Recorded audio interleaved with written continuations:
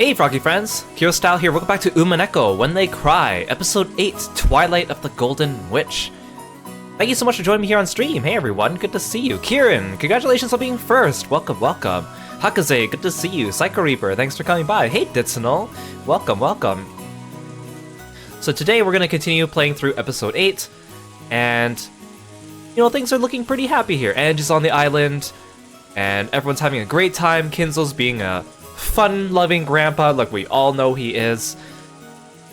And also keep in mind, I mentioned this at the beginning of the last stream, but again, episode 8 is a little bit unique because there's actually like an interactive portion of this episode. Actually, a couple interactive portions.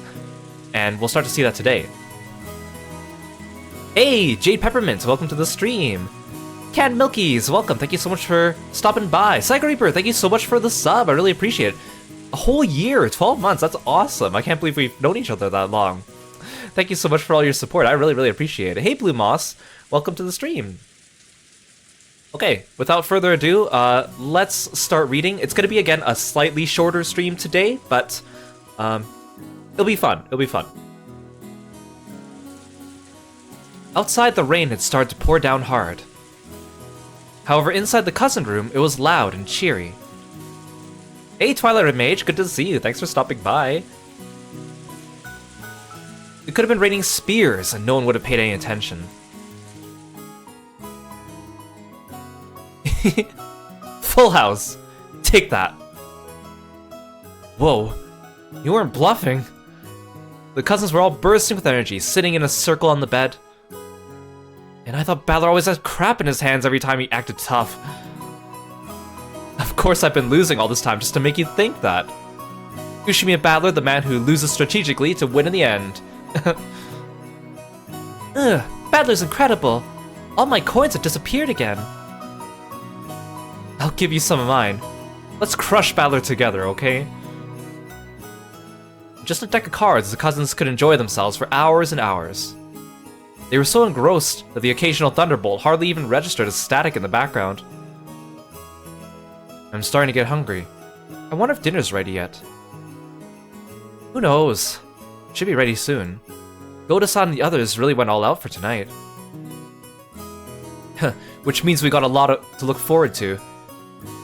Is this to celebrate my long-awaited return? I heard from Shannon just now it's going to be a Halloween party. They'll set up a buffet in the hall. Sounds incredible. A Halloween party? Incredible, incredible,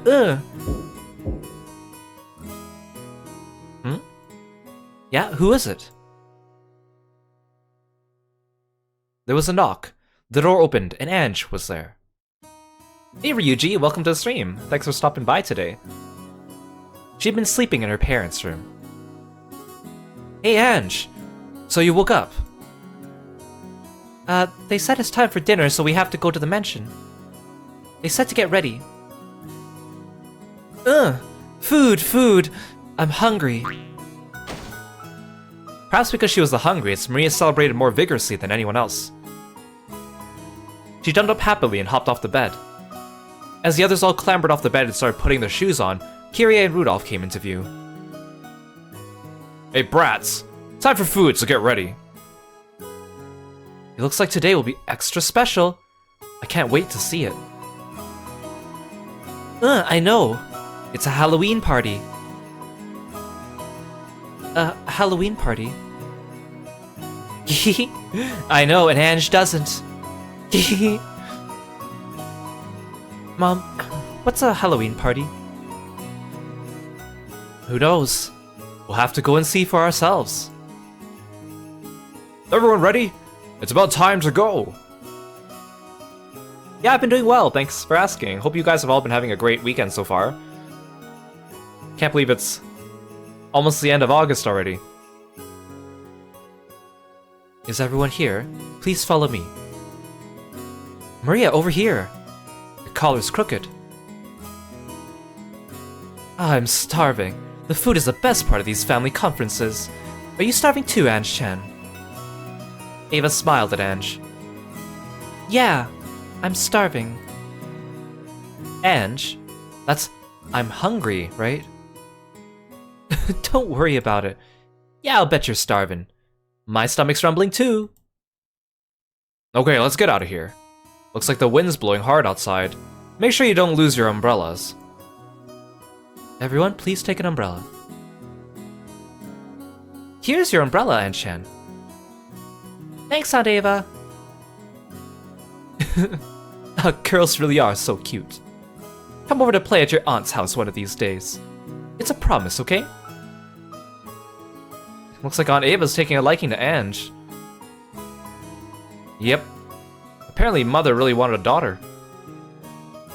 I've heard that too. I think she adored me too when I was little. My mama said she really wanted a son. If your kid grows up happily, it doesn't matter if they're a boy or a girl. Maria is my precious, precious gift from God. When they got outside, the wind was fairly strong. Ava, who really hit it off with Ange, offered to share an umbrella with the little girl. It was hard to tell what they were chatting so excitedly about, but they seemed to be getting along splendidly already. Adler opened his umbrella as he watched this. His little sister was cute when she clung to him, but she was just as cute and adorable when looking up at someone else with a happy smile. The wind and rain were strong, but even this must have been the perfect spice to heighten their anticipation of the coming meal.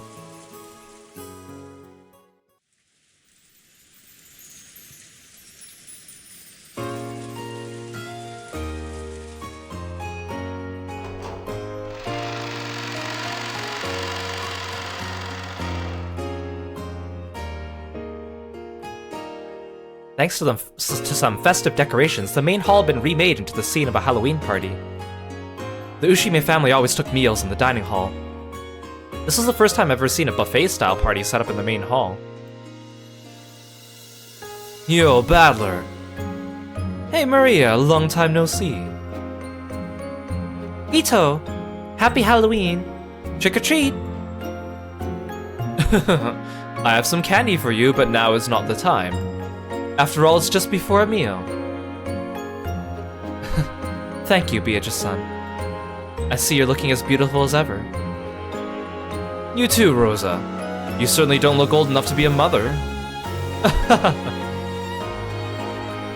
Have you been drinking? Your ears are looking pretty red there. Well, after you left, Ginzel said he brought this rare drink. I couldn't help but sample a bit. And this coming from a person who tells little kids not to eat candy before a meal. Pardon me, Beatrice-sama, the master's calling for you. I saw Kinzo beckoning from over by the portrait. Good grief. When it comes to ceremonies, that man is always so obsessed with form.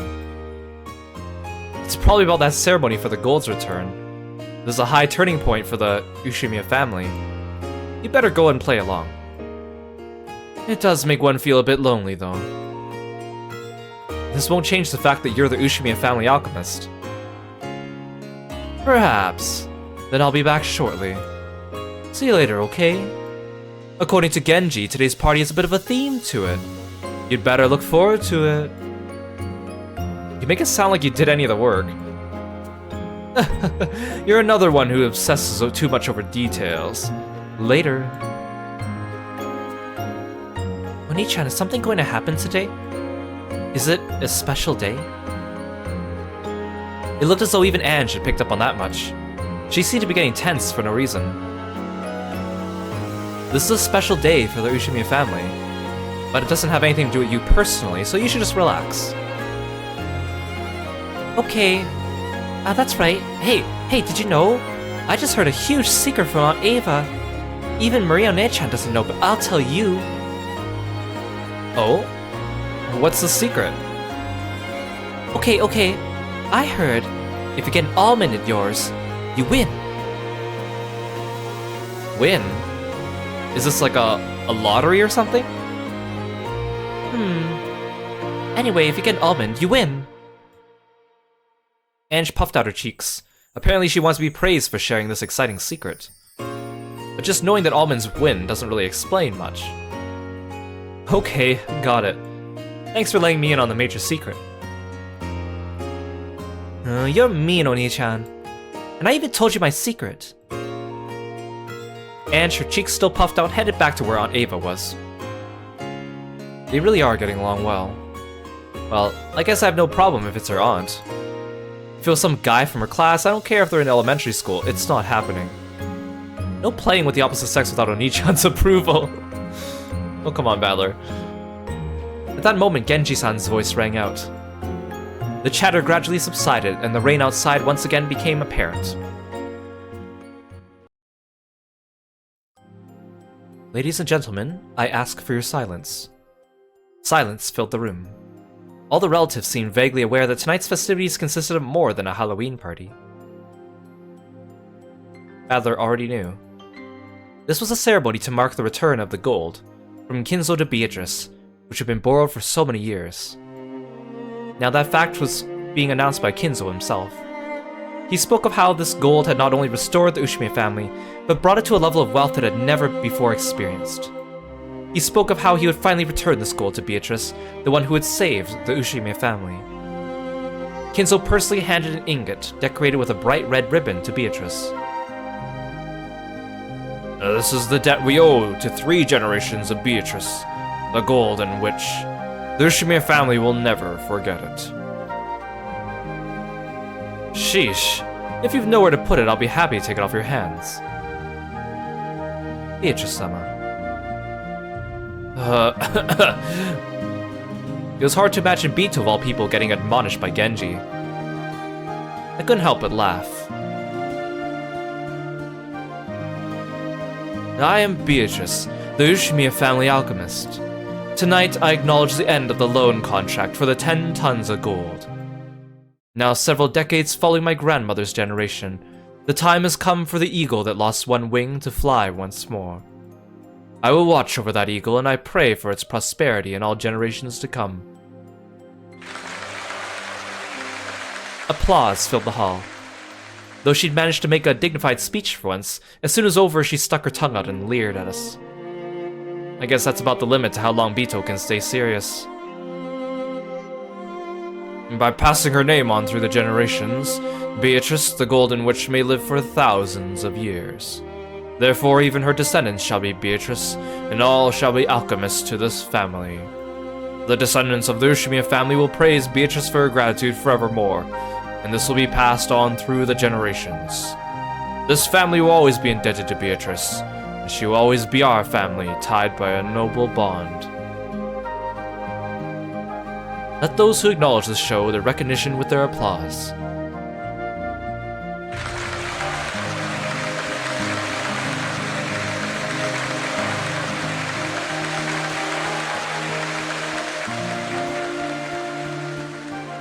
After Genji's words, the relatives all looked at each other, then started applauding at once.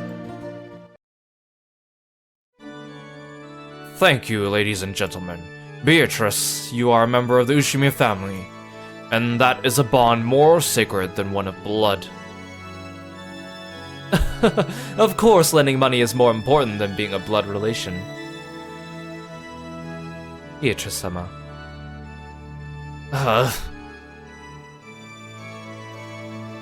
After that, Kinzo's long-winded speech continued. Tonight, Kinzo would retire as the Ushimiya family head. Then he announced that he would reveal the distribution of his inheritance. A stir of excitement spread across the siblings in money trouble when they heard they wouldn't have to wait for Kinzo's death to get their shares.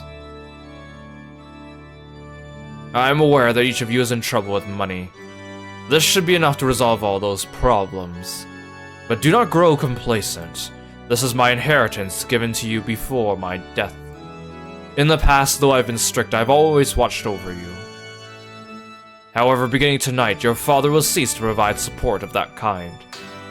And I shall watch on as you take flight, as though watching down upon you from the heavens. No longer will I interfere. You may live however you please. Dad? Father. We understand. We will certainly take flight on our own. Hey Neon Ninja, welcome to the stream. Thanks for coming by. Here and now, all of us siblings swear to work together, to make the Ushimiya family even more prosperous. That's right. If we stick together, nothing can stand in our way. Hideyoshi laughed, but Genji admonished him. However, he could understand why they were so happy. So far, the siblings had quarreled ruthlessly over the inheritance. However, this evening, the inheritance had been neatly split apart and they no longer had any need to scheme for money. In other words, the siblings no longer had any reason to squabble with each other anymore. On the contrary, this was a time for them to join hands and help each other become more and more prosperous. Ava and Rosa were sniffling with tears in their eyes. And so was Rudolph. Perhaps now, despite their ages, they had finally left the nest for real. Tonight, the eagles of the Ushimi family would leave Rokkenjima, the nest weaved from the witch's magic, and go their separate ways. With their own power and determination. It made Kinzo think. If only I'd have done this from the start. If he had settled the inheritance problem himself, there would be no need for his children to quarrel at all. Instead, he had acted in a sullen manner and left the problem to them, which had resulted in their strained relationships. Yes, it was all his responsibility, and now the intertwining bonds had been released. It was as though an invisible rope had been wrapped around Kinzo's body. That rope was now gone, and he felt a sense of release he hasn't experienced for many years.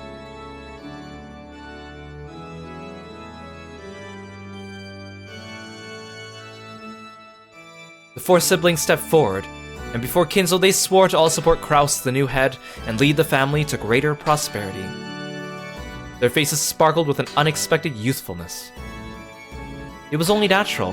After all, none of the four had made such a natural-feeling promise since the time that they were kids. As the vibrancy of their youth returned to them, the siblings made a promise once again. When Kraus finished his announcement, a friendly applause filled the hall. The cousins, and the servants too, joined in on the applause that continued on and on. Ange watched this, dumbfounded. The four siblings were supposed to have quarreled with each other constantly since they were kids. And they were supposed to have pointlessly locked swords with Kinzo's inheritance as their goal, their worries over money spurring them on. Thanks to this ceremony, even the world of truth, world I acknowledge, has been rewritten. Were they actually friendly towards each other? Or did they quarrel all the time like I believe? It doesn't matter. Either way, right here, right now, all those problems have been resolved. I mustn't believe. This is just Oni-chan's farce. Even though I knew that fact, when I watched Dad and the others hugging each other with teary smiles on their faces, I couldn't help but feel something warm welling up in my eyes. I won't believe. This is all Oni-chan's farce. What will we have to see? What will we have to hear before you'll let yourself believe? Red. If you say it with the red truth. Is everything that can't be said in red a lie? I won't believe. This is just... Ange looked at the floor and fell silent. As the game master, Battler was able to use the red truth. However, that rule only exists on a witch's game board. In the world of humans, red truth doesn't exist. People see things, hear things, and when they believe that something is worth believing, they accept it as a red truth. Unless Ange accepts it, no kind of truth can become truth. Adler wanted her to realize this. There was no point in using the red truth, a rule of this game, to force the truth on her. Ange would have to use her own power, her own heart, to accept the truth as truth. The decision was Ange's. No one could force her to decide either way. So there was nothing wrong with Ange declaring the scene to be a farce. But if so, then what about the hot tears dripping down Ange's face? Ange would have to think that through herself, without anyone telling her. After one sniffle and a rub of her eyes, Ange let the 6-year-old version of herself take control of her piece.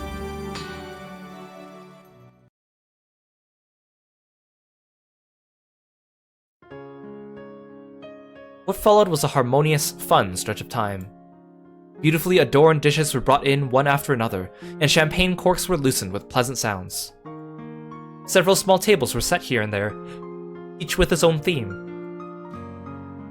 That was where the fun lay in this stand-up buffet party, as the guests wandered from table to table pondering what they should eat first. This sort of performance was where Goda's genius shone through. The hotel that let him go should have regretted ever having done so. Of course, a stand-up buffet would probably be a tiring affair for the middle-aged, so chairs had been set up as well. However, each time a new dish was brought into the hall, they could get up to look, wandering through the tables however they pleased. This way they could bump into a new group of people, then mingle elsewhere when that group melted apart. People are interesting. As the members in each group changed, so did the topic of conversation. The bustling Halloween party played out like a colorful kaleidoscope. The origami chains decorating the walls brought back youthful memories. Those would help anyone enjoy themselves like they were kids again. Even to Ange, it was like a dream. She chatted happily with her cousins. She also chatted with her aunts and uncles. Ito showed her several tricks that she called magic. Maria said they were magic, Ange said they were tricks, and the night grew even more lively. The two young girls were so fired up that the adults decided to show some tricks they knew, shocking both of the kids utterly. Eventually, they started showing tricks to the others, asking if they'd ever seen this one or that one before. And it became a party of magic, just perfect for Halloween. In addition to magic tricks, several quizzes, riddles, and games popped up, reminding everyone of their childhood days. Even the servants who were serving food got dragged into their groups, and the whole hall was filled with chatter. To Ange, young as she was, every single magic trick, quiz, and riddle was an entirely new experience. They stimulated her intellectual curiosity, and she couldn't contain her excitement. Add in the wide variety of delicious foods and drinks she could choose from, and it was like being in a dream. Ange felt a floaty sensation as though she was walking on a cloud. Ange, did you drink some of this? This is Daddy's drink. I want to try some adult grape juice too, so it's okay. Your face is looking a little red there. Are you feeling alright? She only had a bit, so I think she'll be fine.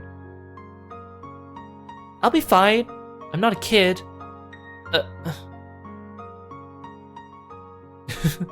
Ange-chan, drink this one, okay?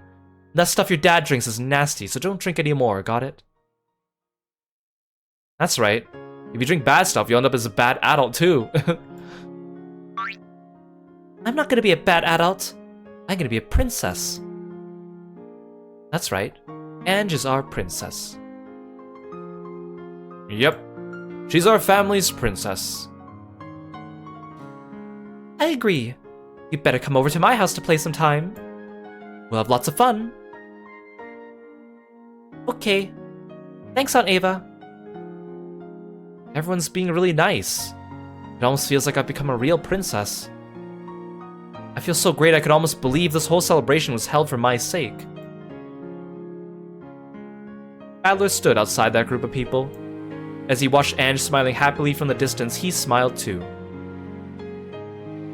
When she smiles like that, she really lives up to her name. It's so sad. I agree. It really is a smile fit for an angel. I hope that smile comes from the real Ange, and not just the piece. Even if it doesn't, she's watching this, and she can think it through herself. This game between you and Ange really is overflowing with affection. So much it's irritatingly slow for me. And what's wrong with that? There's no one to get in her way. No obstacles or tactics or anything else to worry about. And that's right. This game is no longer a battle. Now that you mention it, this is cleaning up. Cleaning up after our game. I'll never be able to make up for the sin I did to her through my careless actions. We have to take responsibility for our game. We'll make up for our sins together. That's why we're showing Ange this final game. Do you think that Ange will be able to use that key the right way? Of course, I've thought about forcibly dragging her in the direction we think is right. Such an attempt would probably have been meaningless. When you're forced to make a decision, it's hard to accept it was truly a correct one, no matter how much time passes. Exactly. Ange has to think and choose for herself. Even if she doesn't make the decision we view as the correct one, I think we should respect it. You are the game master. I cannot argue with you anymore. I will simply watch on and enjoy this night. This game is really significant for Ange. But for us, it's kind of like a party after the show. It's almost time. But are you sure? Ange might get the wrong idea again, right? You'll be fine. In fact, this is necessary. Just like how you appeared in the way you did. And everyone else too. Then let us enjoy this final celebration with the others. After all of them have acted their parts so well in this long game. That instant, the sound of someone clapping for attention rang out. Your attention, everyone. Please gather and now for today's special event. Goda had been the one clapping. Everyone gathered together, wondering what was going on. On the serving cart in front of him was a large sliced chocolate cake. As the highlight of tonight's Halloween party, I prepared this sachet for you all. As you can see, it was made specially for the Ushime family and bears the crest of the one-winged eagle in chocolate. The stupendous cake drew a gasp of admiration from all present. What a splendid cake! A perfect highlight for the party. Oh no, it's not just the cake. Tonight's cake has a little secret. Master, I ask you explain that secret to everyone. Very well. This is a bit of a game. One slice of this cake will be used to select the winner. It's got an almond in it. Anne shouted happily. Hinzo looked at her and nodded. In just one slice of this cake, there is a single almond. The one who chooses that piece shall become tonight's king. Whoa! It's been a long time since I played the king game.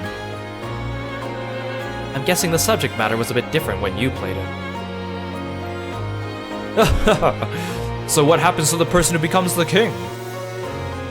The king gets to name one wish. Then we shall all try to grant it together.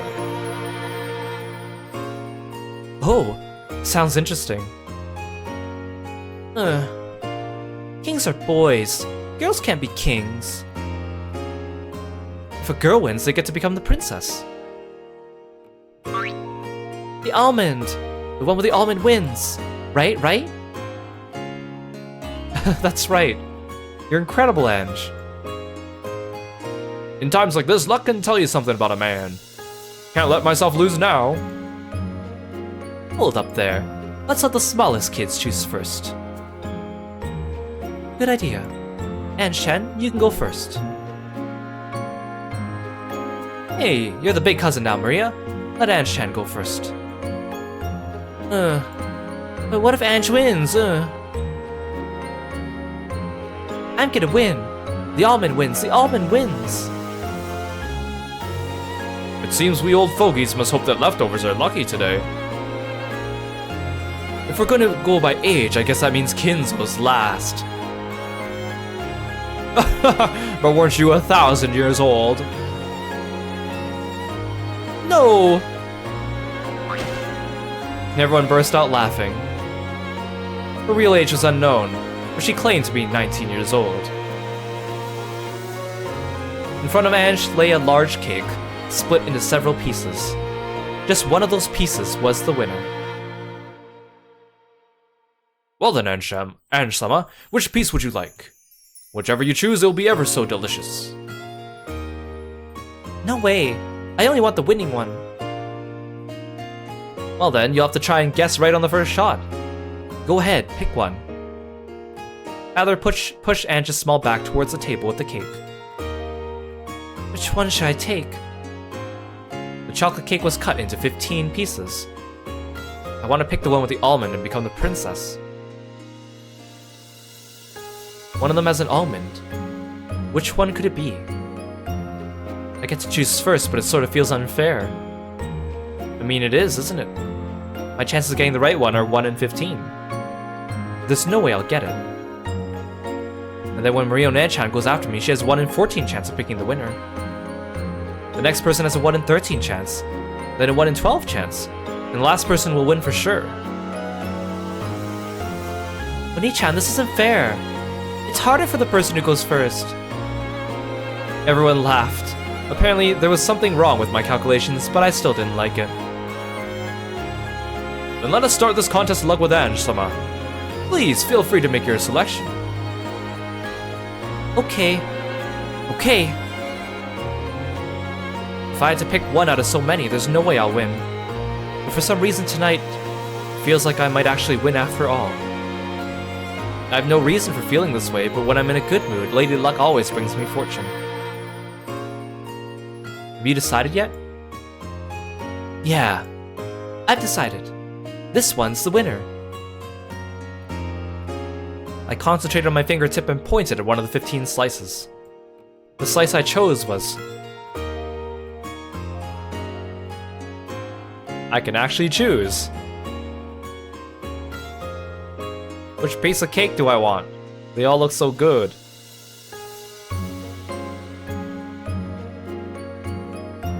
I'll pick one of these ones. This one. This one? Are you sure? I made up my mind. I want this one. When he asked me whether I was sure, I felt a little uneasy. Still, at times like this, it's better to stick with your instincts. It was one of the few bits of philosophy this young girl had learned from her few life experiences.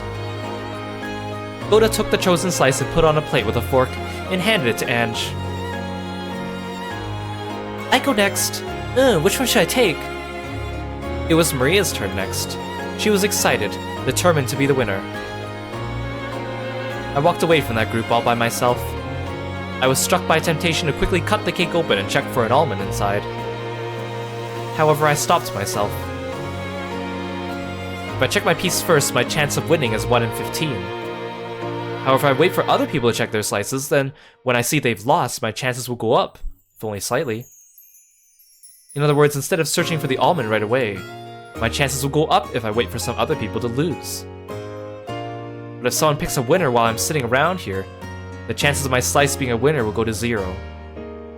It'll be tough to calculate the right moment. I need to wait just long enough for as many losers to show up as possible. My chances of winning are highest if I check my piece immediately before someone else wins. Yeah, that's the trick to winning this game.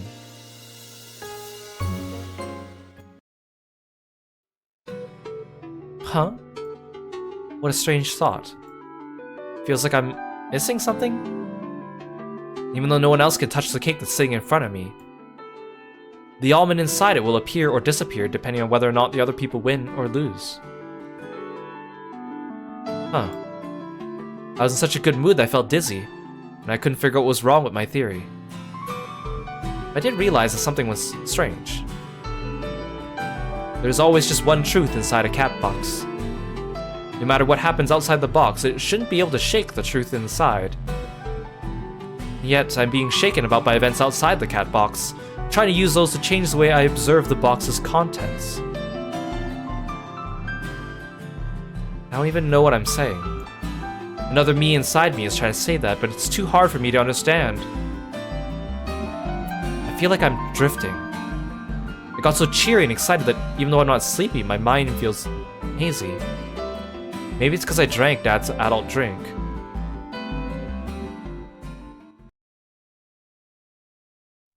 In the end, even though I chose the first piece, I decided to check it last. After I'd seen that everyone else had lost, my chance of winning will be 100%. I tried to find the contradiction in my thinking, but I didn't really get it, so I stopped. It's much better to have a 100% chance than a 1 in 15 one, so I decided to bet on that. I couldn't wait to open this precious treasure chest. but I waited for everyone else to choose their pieces and check them. How's it going? Has anyone found a winner? Mine didn't have one. I lost too. Guess I'll have to give up on being the princess. Even if you lose, this sash of torte is really beautiful and delicious. It's such a good decoration, it's almost a shame to eat it. Now about you. Got the almond? No, not me either. What about you, Hideyoshi-san? Mine's a loser too. Looks like I used up all my luck with my company and my wife. What exactly do you mean by that? What about you, Dr. Nanjo? I'm checking it now. Games like this can truly be fun even now and then. Indeed. Sometimes a simple test of luck without any strategy or tactics can be quite entertaining. What about you, Bito? Where's the liar who said leftovers would be lucky? Ugh. What about you, Ange? Was there an almond in yours? I'm checking now. Oh, you still haven't touched yours. I've been following my own personal probability theory, but I didn't think I could explain it well to Oni-chan, so I didn't mention it to him. I wonder if there's an almond in here. If I win, I'll be tonight's princess. I'll be happy if I win, but even if I don't, it'll still be a really fun night, so that's okay. It got put on hold when this cake game started, but before then everyone was having a lot of fun, trading tricks, quizzes, and riddles. This game is fun too, but I want to play like that again soon. Huh? What's up, Ange? Oh! I lifted up that tiny thing with my fork and stared at it, then showed it to my brother. This... it's an almond, right? Whoa! Ange got it! That's awesome! At the same time, a stir rose up in the other corner of the room. I got one! I won! Oh! So Ava won! My. Congratulations, Ava-sama. That's wrong! I won! Mine has the almond! I held the almond high and shouted across the room. The crowd around Ava split and everyone stared at me, surprised. I was surprised too. The thing in her hand was, without a doubt, an almond. What the heck? What's going on here? Goda, there seem to be two almonds, so they're both winners. But that shouldn't have... Does this mean that one of the two winners made a mistake? Ange-sama's clearly an almond. How about your end, Kanon-kun? Ava-sama's is clearly an almond. Oh, and it seems that they both win. Master. What an odd occurrence. What's all this, Goda? It seems we had a little mistake. Perhaps they should do rock, paper... Come now, don't be stingy. It just means that two almonds have appeared to signify the queen and the princess. Precisely. Let's have them both be winners. Hey Hikaru, welcome to the stream. Thanks for stopping by, it's good to see you today. I'm doing great, how are you doing? Hope you're having a wonderful weekend. Oh, well, but Goda was hesitant. Actually, he had prepared a single special dessert for the king. It had been decorated in a way that made it hard to split for two people, so it wasn't convenient for there to be two kings. When Ava heard Goda mumbling something to this effect, she shrugged and laughed. In that case, let's have Anne-chan be my princess. The princess? I'm the princess? I'll be your attendant. That works, right? Of course it worked. Ange had been worried that Ava would be declared the winner since she's spoken up first. So she hadn't even dreamed that Ava would give it up to her. Are you sure? You won too. It's okay, I get to be your attendant. Come, princess. What wish do you want granted? Let's hear it. I've already chosen my wish. Oh. And what is it? Won't you tell your aunt? I want this fun time to keep on going. Forever. The young me spoke for the desire in my heart. What we were doing before this was fun, so I'd like to keep doing it. I get the feeling that the nuance has changed. Still, that was unmistakably my wish. What we were doing before this? Oh, you mean those tricks and quizzes? Yeah. Then let's do this. Listen up, everyone. There's an order from your princess. Remember how much fun we were having earlier? Let's all entertain Anshan with tricks and quizzes. Now hold up there. I've already used up all my magic tricks. Then let's do quizzes and riddles. So we just need to entertain Anshan with quizzes. We can all present quizzes for our princess to enjoy. I see. Understood. Yes, how intriguing. Then Ange, let us do it this way. Everyone will give you a quiz or riddle and you can try to solve them. Each time you succeed, I will give you a medal. A medal? You probably mean some sort of commemorative medallion. If you get a lot of puzzles right, you'll get a lot of medals. Oh. Just gathering medals is a tad boring, don't you think? Yes. Depending on the number of medals you collect, I shall give you a fantastic present. Well, do you suddenly feel fired up? It sounds amazing. So there's even a prize. Isn't that great, Ange? Yeah. Everyone gathered around me smiling as they thought about what sort of puzzle they give. They're all thinking about me so they can play with me. Just the feel of having that all to myself almost made me explode with joy at becoming the princess.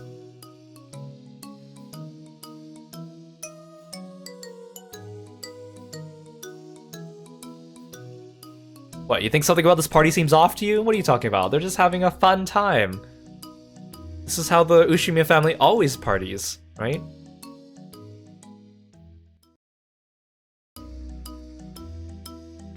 I became the Halloween party princess, and the tournament of quizzes and riddles just for me began. Looks like I get a medal for each puzzle I get right. If I get a lot, I'm supposed to have a wonderful prize from grandfather. Okay, here I go. Who should I start with? I don't think it matters. Start with whoever you like. I better think of a killer puzzle while I have the chance. Maria, didn't you have a quiz book in your bag? I do. I'm gonna give Ange a nasty one. Mario and Anchan laugh with an evil smile. Looks like everyone's gonna try and bully me. I'm sure they'll think of some really hard questions. Don't worry, I'll lend a hand. Really? Of course. After all, I'm the princess's attendant. So let's give it our all together and get a huge pile of medals. Okay. Come now, Ange-sama. Start wherever you want. I, Goda, am ready to challenge you whenever you please. Whoa, not so fast. The honor of the first audience with the princess belongs to me. Ange, begin with my challenge. Okay. I suddenly got tense and my stomach began to feel tight. Then Aunt Ava gently held my hand. You'll be okay. Let's do this together. Okay. Then let us begin, Ange. This is a story about December 25th, Christmas Day. Christmas? Even though it was October, he suddenly started talking about Christmas. He's gonna ask what day Christmas is? I know that. It's December 25th. On Christmas Day, a woman looked up at the night sky and spoke. Eventually, the night will end, and morning will come. Wouldn't it be wonderful if after the sun sinks and it becomes night once more, it could be Christmas again? And then the man spoke. Okay, I'll make your dream come true for you. Is such a thing possible? The day after Christmas is the 26th, a normal day. That's impossible. Still, Christmas even after the sun rises. Oh, I've got it. Huh? How? How can the day after Christmas be Christmas again? Think about it for yourself, Ange. Okay, so here we go. The first of the interactive section of Umineko episode 8. We actually get to do these puzzles. And so when you do the puzzles, it actually doesn't matter if you get them right or wrong. The story doesn't change, but Ange does get a different prize at the end, depending on how many you get right and how many you get wrong. Now, because we're doing this on stream, and I already know the answers because I've already done these before, I'll read them, I'll pause a little bit so you can think about them, and then we'll keep going. But if you're watching this on YouTube, I highly recommend you can pause the video and try to get these for yourself. On Christmas Day, a woman looked up at the sky and spoke. Eventually the night will end, and morning will come. Wouldn't it be wonderful if after the sun sinks and it becomes night once more, it could be Christmas again? Then the man spoke. Okay, I'll make your dream come true for you. Is such a thing possible? A, it's possible. Or B, it's impossible. Yeah, trust me, we're like 133 hours into Umineko and then we actually get gameplay, and it's fire, right?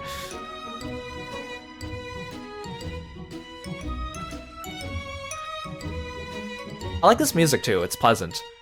It contains like motifs we've already heard throughout the game, but it's like a fun little version of it.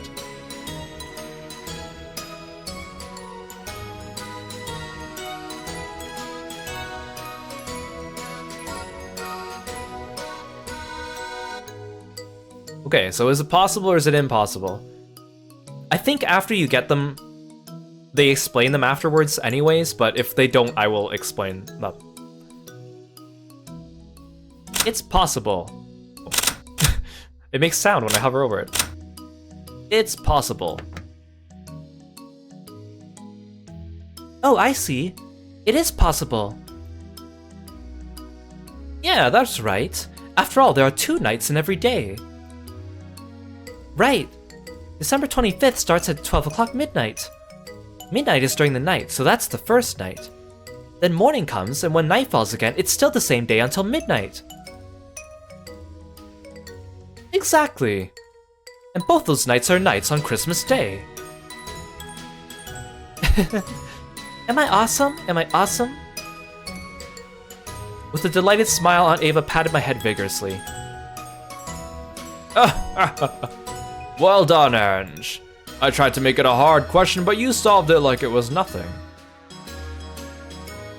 Congratulations, Ange-sama. Here's a medal for getting the first question right. Genji-san held out a gold-colored medal. Grandfather smiled at me, urging me to take it. Thank you. Keep up the pace. Well now, that is all for my puzzle. Head over there and ask whomever you choose for a quiz. It was a heavy gold-colored medal. If I get a lot of these right, my pocket might burst. I'm gonna get so many I can brag about it to everyone. After bowing to Grandfather, I hurried off with Aunt Ava to where everyone else was gathered.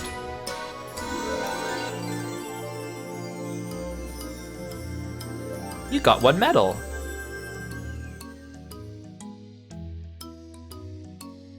Ginzo watched Ange go with a warm gaze.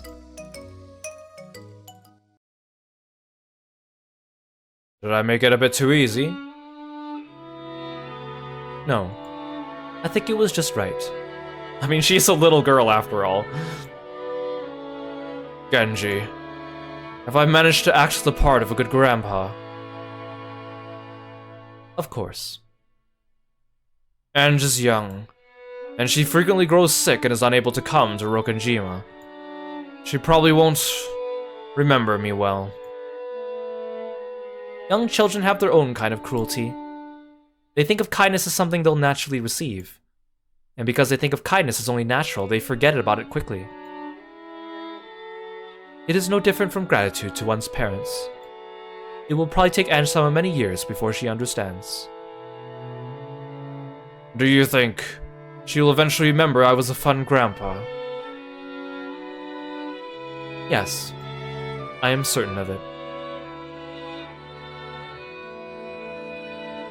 Kinzo's expression grew slightly darker. Eventually even Ange will grow older, and she'll probably hear how the public at large regards Ushimiya Kinzo. The Ushimiya Kinzo known by the public is completely different from the Kinzo who plays with his grandchildren. When she learns, will Ange remember the face of Kinzo the tyrant, known of by the world, or that gently smiling face? I would hope for her to remember my smile if possible, but such a thing is probably too much to ask for.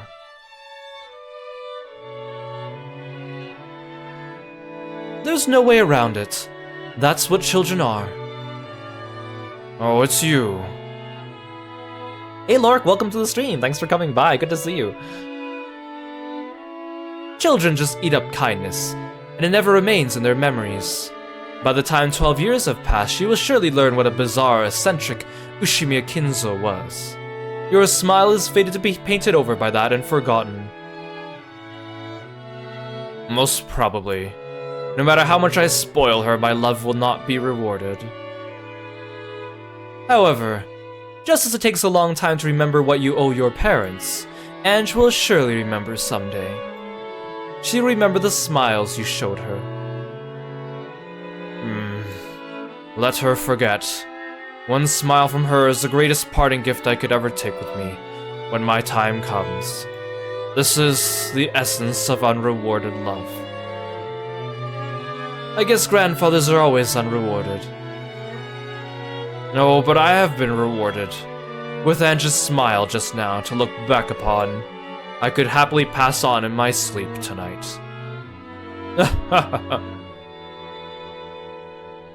With a lonely laugh, Kinzo spun around, setting his cape fluttering.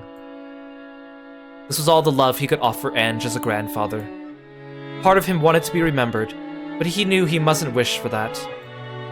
That was how unrewarded love worked. After looking at Kinzo's back, Bito stared at Ange's back again. Ange, even so, please remember it someday. Oh, Ange, even so, please remember it someday. Remember that smile that Kinzo once showed you.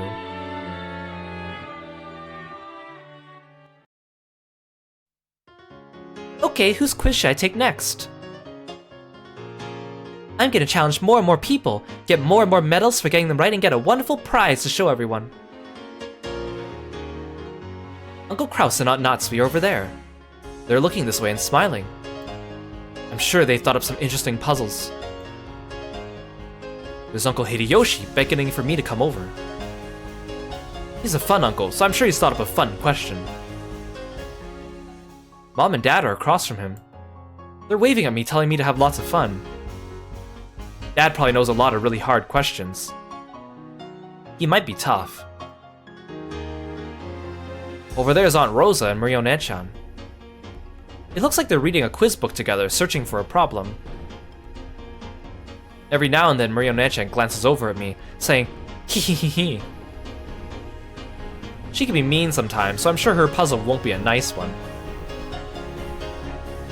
Beyond them are Badler Oni-chan, George Oni-chan, and Jessica One-chan. Badler Oni-chan is usually nice, but he sometimes says really mean things, and I think he likes seeing me get confused. I get the feeling that he'll give me a really tough problem. Is there anyone who looks like they won't be mean? If I can, I'd like to start with some easy puzzles to warm me up. All the way over there are Genshi-san and Dr. Nanjo. I don't think those two will be mean to me. And then there's Shannon and Canon. Shannon knows a lot about quizzes and fairy tales. I'm sure she'll give me something unique. Then we have Goda-san and Kumasawa-san who are serving tea. Kumasawa-san might be tough. I kind of think she'll give me a really confusing problem. It looks like everyone might be pretty tough. Hey Ash, welcome to the stream. Thanks for coming by. Did you walk into an alternate universe in Umineko? What are you talking about? Things are always like this. They're always having a fun, happy party time. This is how the Ushimiyas do things at their family conference, right? Anshan, I've got a good one for you. Over here. Uncle Hideyoshi's calling for me.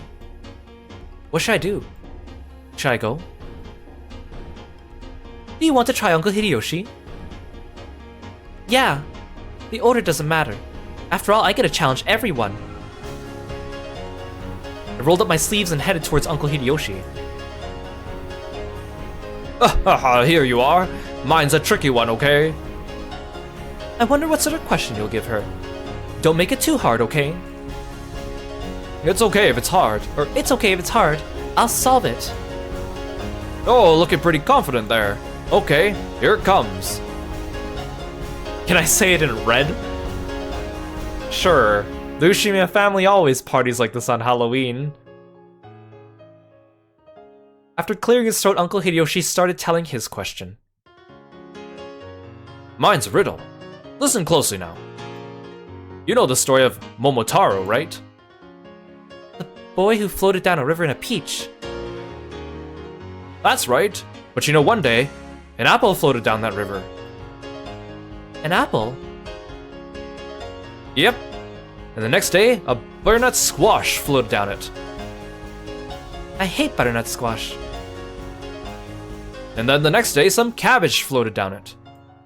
And the next day, a dill pickle did. And the next day, an eggplant floated by.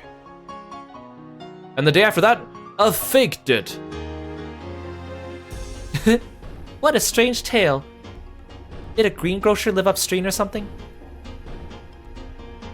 Okay, here's the question. What floated down the river the next day? Huh? I've got it. Do you get it, Ange-chan? I don't get it. Then I'll give you a hint. There's a pattern to the things that float down the river. Can you guess what the pattern is? What a huge hint!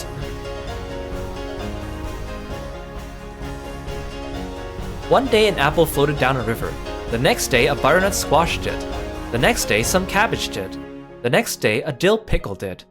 The next day an eggplant did. The next day a fig did. What floated down the river the day after that? A grapefruit? An onion? Or lettuce? Here, I'll give you a little bit of time to think.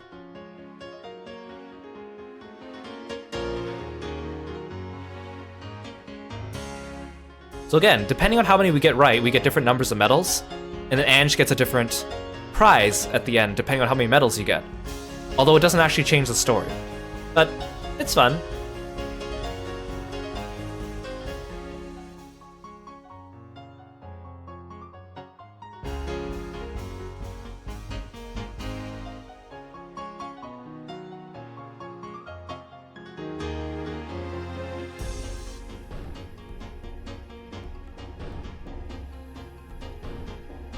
Well, I see you guys are starting to get it.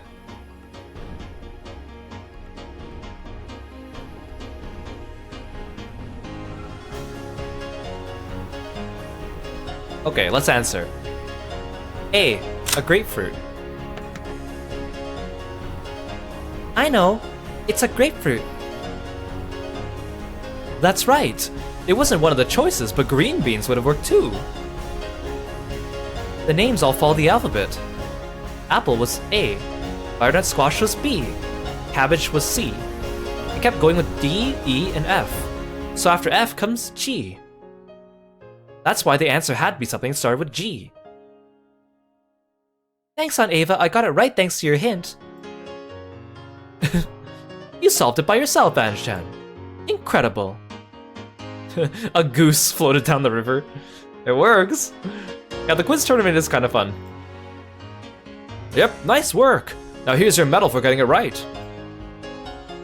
Hideyoshi took out a gold-colored medal and placed it in my palm. It felt heavy in my palm. Yeah, this is what victory feels like. I better keep it up.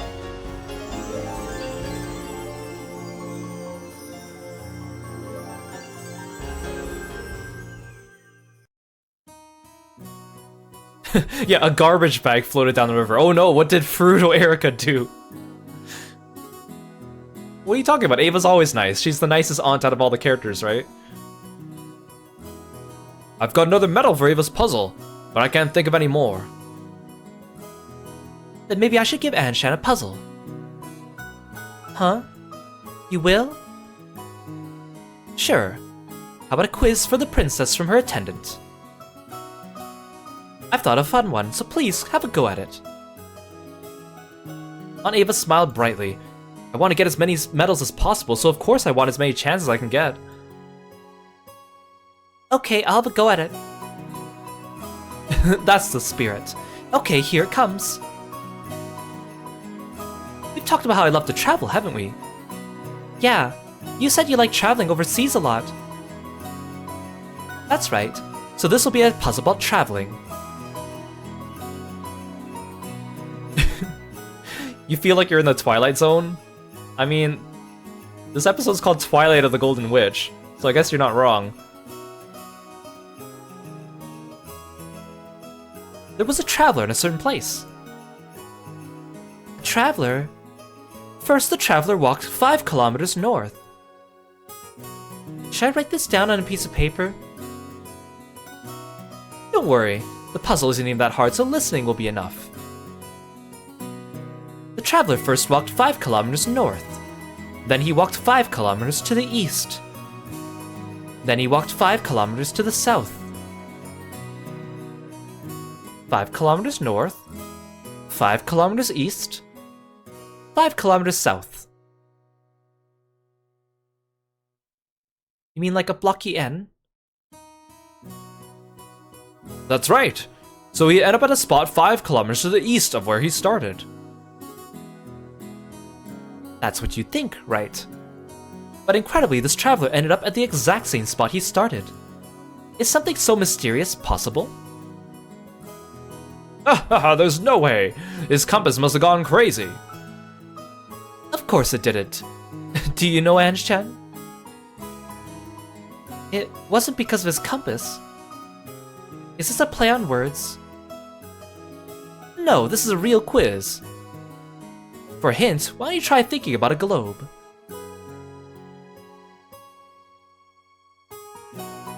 There was a certain traveler. The traveler walked 5 kilometers north. Then he walked 5 kilometers east. Then he walked 5 kilometers south. Then incredibly, he ended up in the exact same spot he started. This place does exist, but what sort of place is it? A very hot place? A very cold place? Or such a place couldn't exist?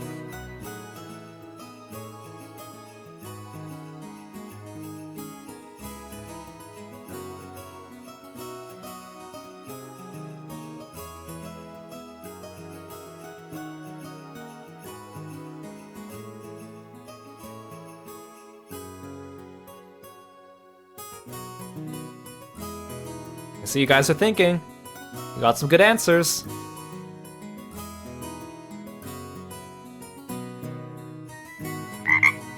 Oh, CB! Welcome to the stream.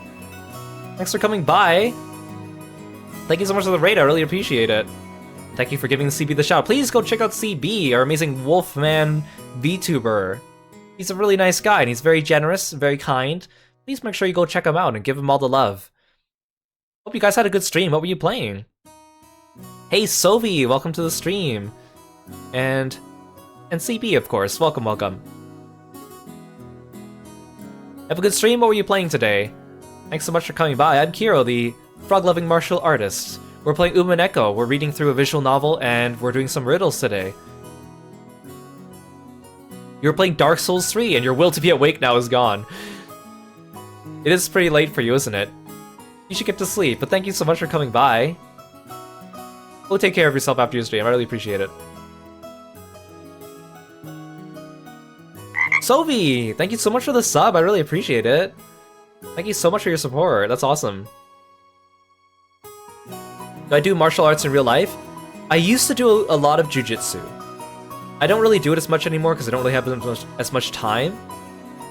But it was fun, I really enjoyed it. And then when I was really young, I did some kung fu as well. But that was like I was really young. Because my dad's like really into kung fu.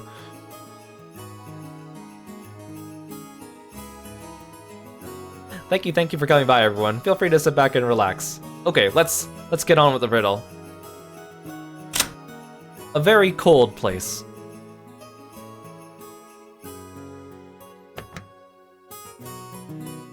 I got it. It's a really cold place. Yeah, it must be incredibly cold there. Perfect. Anshan, you must really be a genius to get something like that at your age. If you start at the South Pole, then after you go north, going east just draws a circle around the South Pole. So anytime you head south again, it just takes you right back to the South Pole. I tried to make an extra hard puzzle, but Anshan was just too good. Congrats! Here's another medal for you. I got a heavy gold-colored medal. Alright, I did it. Aunt Ava and I held up our fists in celebration. Okay, that's all for our puzzles. Go ask one of the others to give you one. Okay, thank you, Uncle Hideyoshi. Your aunt's really clever. With the two of you together, you'll be getting medals right and left. Yep, that's right. Yeah, let's do our best together, Aunt Ava. I dashed away. Who will I ask next? Uncle Hideyoshi waved goodbye, smiling.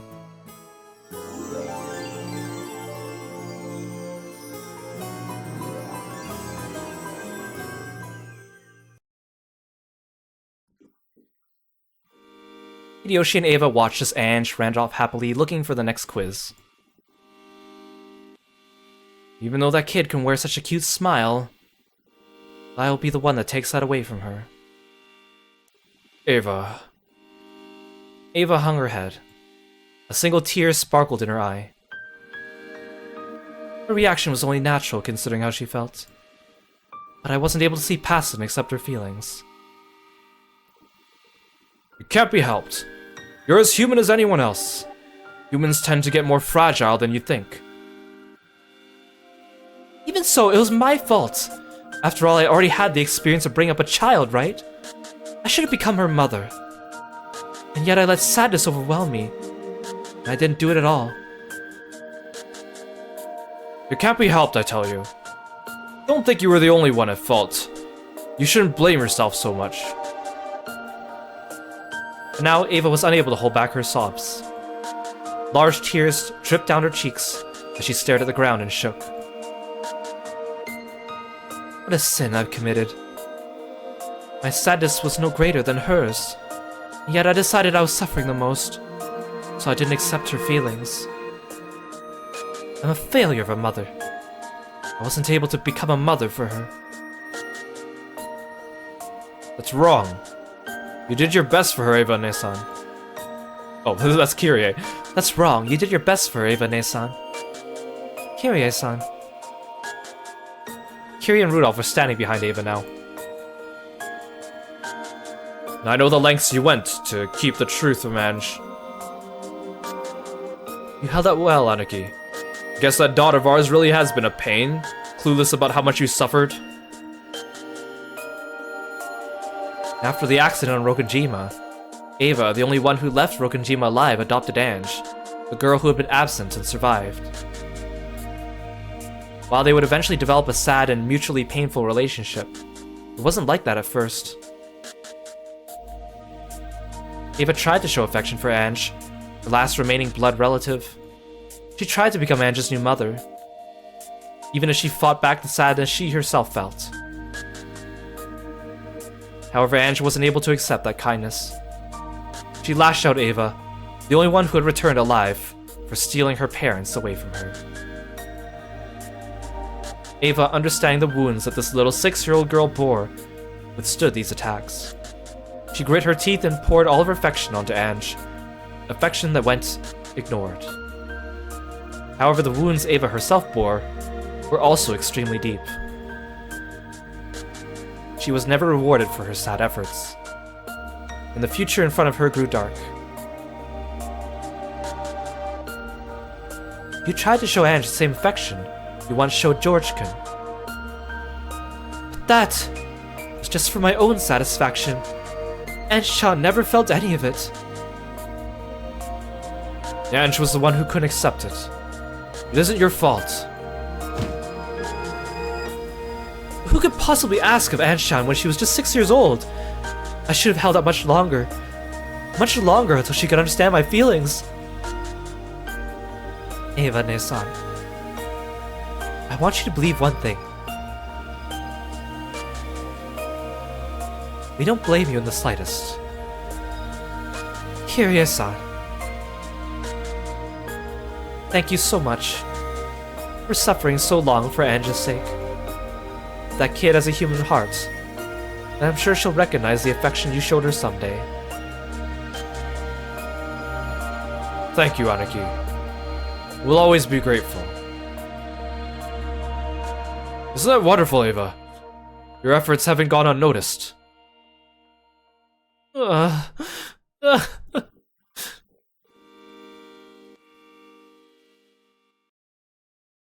boy, I'm tearing up now. Poor Ava, never rewarded for blowing up the island. How are you doing, Ange-sama?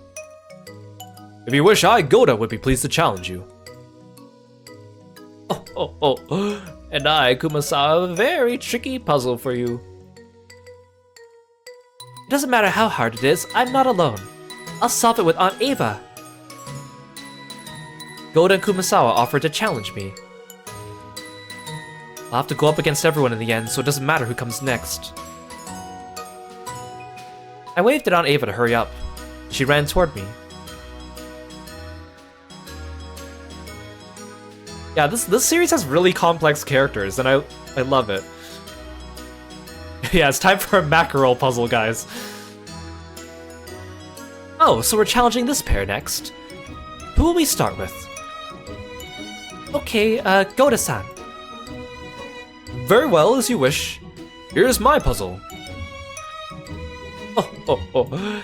I'll warn you, it's a toughie. I'll still solve it. I've gotten the knack of it. You better not underestimate Anshan. Right? Right. My. Well then, being the humble chef I am, here's a puzzle about food in the kitchen. We'll fight together this time. If you don't get it, just ask me to lend a hand. I'll give you a hint. If I get a hint, does that mean I won't get a medal? It won't affect your medals at all, so feel free to ask away. In a witch's house, there was a magic kitchen. Every day, it would serve a freshly made meal for the witch when she returned at an appointed time. One day, the witch had to work very late. When she finally got home, all the food greeted her. "Welcome home, Great Witch. I've made some vegetable stew for you," said the stew in the pot. "Welcome home, Great Witch. Please quickly dip me in the stew and eat me," said the hard bread. "Welcome home, Great Witch. You must be thirsty. Please drink me right away," said the white wine. "Welcome home, Great Witch. If you eat me, the heat of the day will be wiped away," said the ice cream dessert. "Now then, one of these is lying. Which one is it? The stew, the bread, the wine, or the ice cream?" Okay, so I'll give you guys some time to think, and then we'll do the hint, and then we'll answer it. So it doesn't matter if you do the hint or not. You still get the same prize if you get it right. But the hints are kind of fun because you get to see a little bit of extra dialogue with Ava and Ange.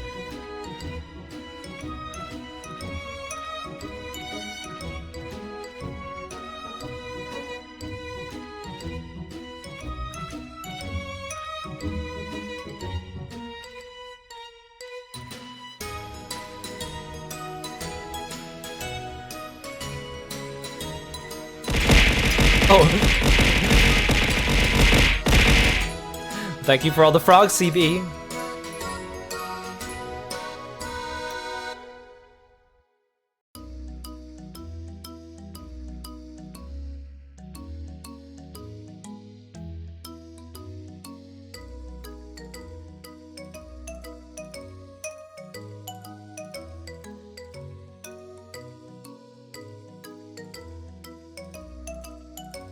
Okay, let's ask Aunt Ava for a hint.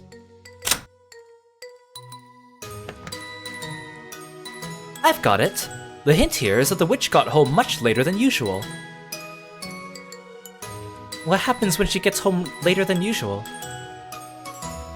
Think carefully. The food is always freshly made and served at the usual time, right? So what happens when she gets home long after that?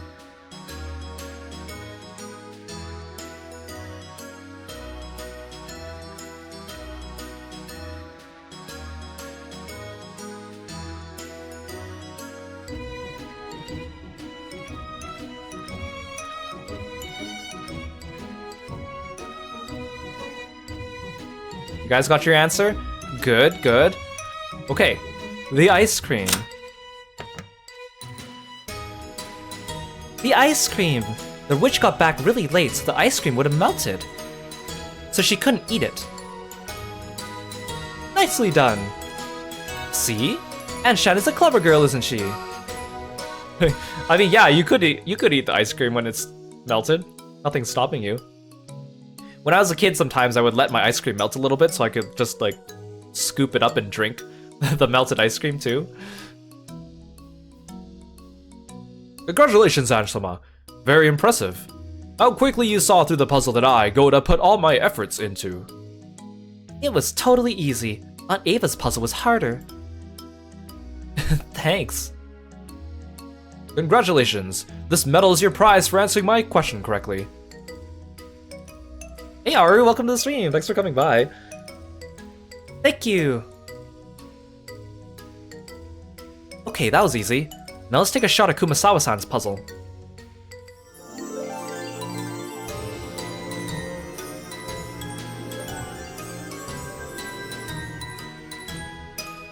Looks like I'm next. Now let's test Ange-sama with my specially made super hard puzzle. Are you ready? Goda getting wrecked by a 6-year-old. How hard is it? Oh. You'll have to wait and see. And now let the mackerel dessert puzzle begin.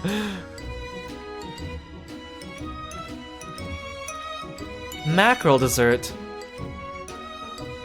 This is Kumasawa-san we're talking about, so you can bet it'll be a strange one. Be careful. Okay. The cook was in trouble. Dinner had been fully prepared except for the dessert, but he had no ingredients except sabara, which is mackerel and leftovers. Then the cook had a flash of inspiration. By changing just a single letter, he could make a grand dessert out of the leftovers. What letter did he change? S, R, B, or A?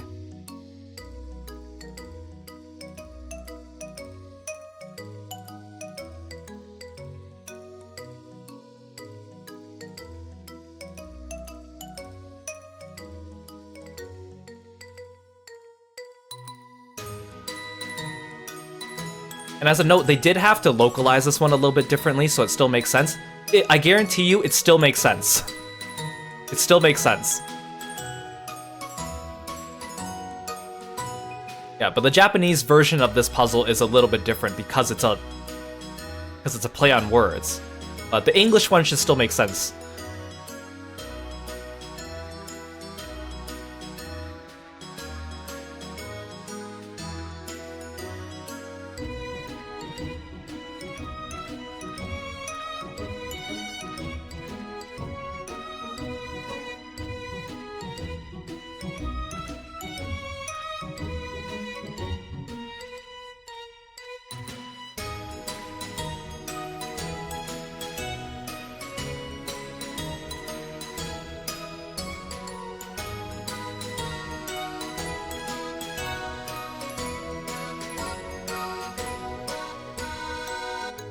Okay, let's ask Aunt Ava. Aunt Ava, do you get it? She says you have to change one letter, so the answer is probably some sort of word game. Her choice of words is suspicious to say the least. Try and think of some kind of dessert you can make by changing a letter in... Oh, I've got it. Huh? What is it? What is it? Forget changing a whole letter.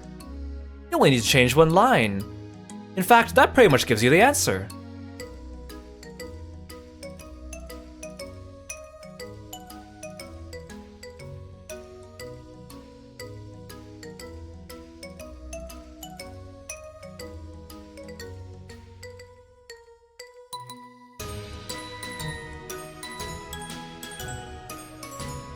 Oh, that's a good theory. She said change one letter, but there's 3 A's. That's an interesting way to look at it, but what will you change it to? What would you get it?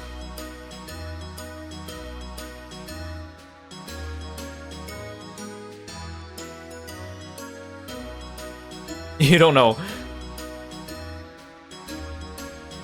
Okay. The answer to this one is actually C, which is B, which is confusing. You think it'd be B is B. It's C. We're gonna change the letter B.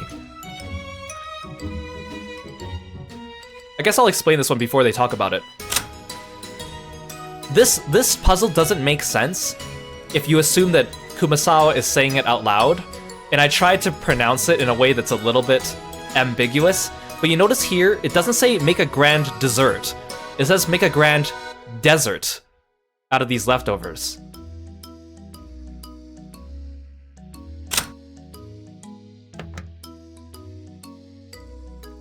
I got it. The letter is B. If you change the B in Sabara to an H, you get Sahara.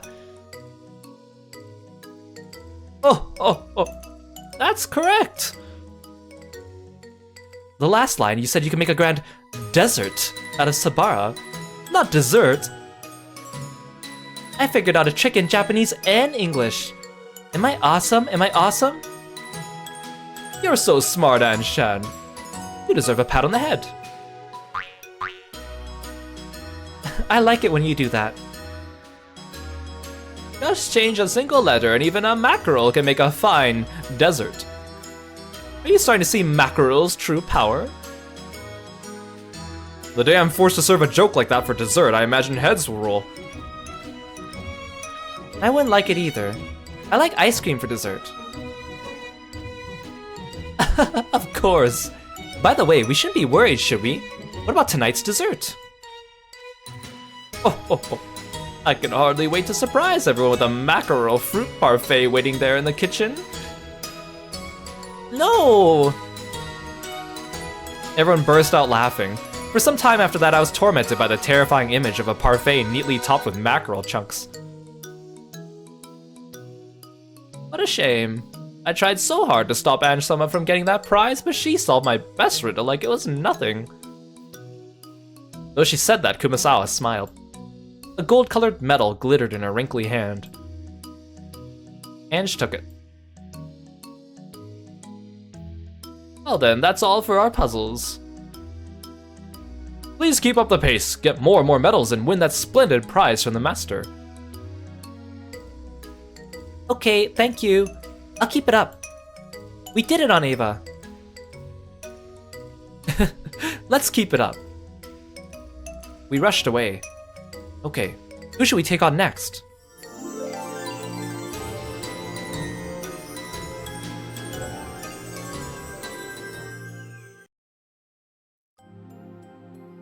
Seems that all of a sudden, the tidy girl who used to hide and tremble in Kirie-sama's shadow has grown to be so bright and cheery. With each passing family conference, one can feel the growth of these youngsters. After just a few more years, Ange-sama will surely learn of love, of makeup, and will eventually grow to become a true lady. Very true. If she grows normally with the passing time, that is. Cruel fate will force the chick called Ange into a lonely future. If an egg isn't warmed, it won't hatch. The egg she is now will not be warmed by anyone, and it will not hatch. Inside that frozen egg, will Ange-sama have no choice but to face an isolated future? An eggshell could always be broken from the inside. The cold shell may be very hard, but that doesn't mean it cannot be broken. Does Ange-sama have the strength to do that? Is she capable of achieving that or not? I hear that question is what this final game is about. Perhaps we should have sent her a clearer message. If the egg cannot be warmed, could we not at least strike it from the outside to make it easier to crack?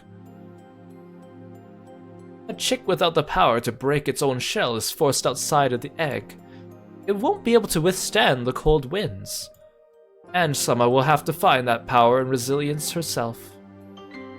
But can we not somehow explain that power and resilience to her? Words mean nothing if they are merely given. They must also be accepted. No matter what we try to give Ange-sama, it will be meaningless unless she accepts it. You're right. No matter what we try to tell her, it won't matter unless she listens. We can do nothing but watch over her. You can lead a horse to water, but you can't make it drink. We can do nothing, but pray that Ange-sama chooses a better future for herself. Right? It's like, they have these like fun quiz questions, and then every time there's like a sad reflection afterwards. It's so emotional. Chick Beatrice meet Chick Ange. If Ange-sama does not abandon herself to anger for the sole purpose of distracting herself from her resignation and sadness, if she could just be honest about that one single wish that she truly desires more than anything else, then you can be certain she will make her greatest wish come true. It's ironic. Since the very beginning, she's been denying that great wish of hers herself. A laughter brings happiness. Tears bring misfortune. Those who believe will be saved. People who have the power to create their own futures by the strength of their emotions. I wish we could just let her hear those words. Adler-sama is very strict. He's hoping that Ange will realize it by her own power alone, and is not permitting even words of this nature to be told to her. It seems we could do nothing but watch over her. And so, let us at least pray. Pray that she grasps the world she desires most with her own hands.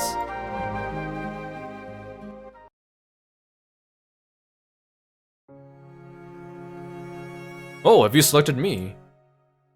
Yeah, I'll have to face everyone sooner or later. Right, Aunt Ava? Right. Come on, let's have a puzzle. We'll solve it in a flash. I see. Then it seems I must make it a good one. Genji, you should give her one as well. A tough one. As you wish. In that case, a tough one it shall be. Whoa. I'd hope that Genji-san would give me a simple puzzle, but now he's saying it'll be tough. Scary. But I'll beat both of them. I can't let myself get scared. Then let us start with mine. I'm a doctor, so how about an ambulance puzzle? When you're in Japan, the word emergency happens to sound the same as the number 9 twice. If you add an emergency to some number, you'll get an ambulance. If that number is subtracted from 130, you'll get a police car. What number goes in the blank? Hint, the difference between the two cars is half an emergency. 5, 10, 15, 20, or 25. So this one is like, if you're not in Japan, it doesn't really make sense, but you can still do it. Then it just becomes an algebra puzzle. So without the context, it's just simply an algebra thing.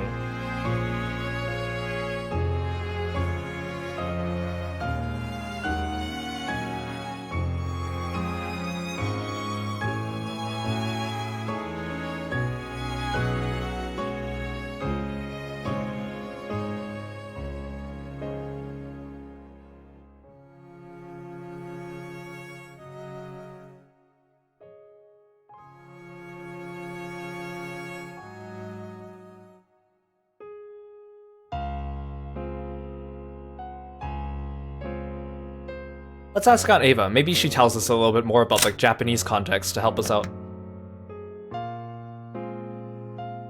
The blank is a number, but emergency is a word. You can't add a number to a word, right? That part sounds like some kind of word game. After all, QQ means emergency, and Q means 9. So if you write 2 9s together, it looks like 99, doesn't it? So if you add something to 99, you get an ambulance? What does some number added to 99 get you why does some number added to 99 get you an ambulance? Ah, I've got it. Huh? Really? Hey, what is it? I'll give you a hint. You've got a big advantage here that most people around the world don't have. Then again, even people from other countries can narrow it down to 2 answers with a little math.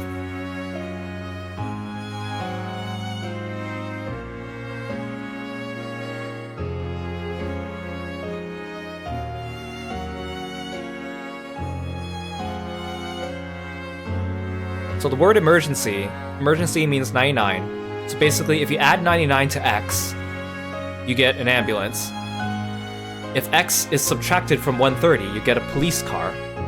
With that information alone, you cannot solve it algebraically, but we get the hint. The difference between the two cars is half an emergency. So the difference between those two is half of 99. Or, no, sorry, half an emergency as in the number 9. Like 99, and you cut it in half, the difference is 9. So they're not telling you the difference is a decimal, because that wouldn't work in this context. So the reason why this hint exists is because if you don't have the context, it's unsolvable until you get the hint. Yeah, the difference between the 2 cars is half an emergency. It means to say the number 9.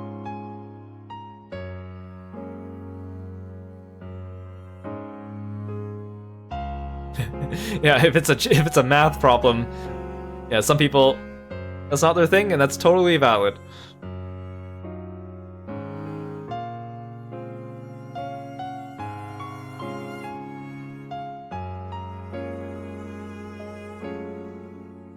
Okay, let's give our answer.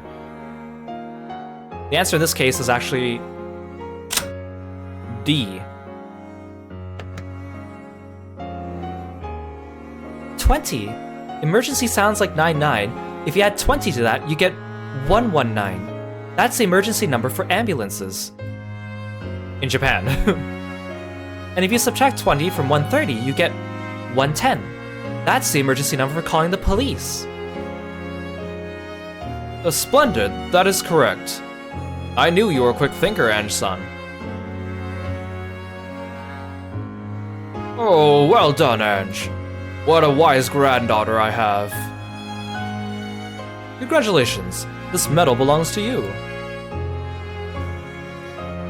But what was that about the difference between the 2 being half an emergency? Yeah, we didn't really need that part. If you use that hint, you can make a pretty good guess at the answer, even if you forgot what the numbers were. Huh? Yeah, incidentally, calling any of those numbers will do nothing for you on Rokonjima, so I guess it doesn't matter. At any rate, the gold medal glittering in Nanjo's hand is now mine. Okay, now I'll defeat Genji too and get another one. Yes, that's the spirit. Let's solve more and more.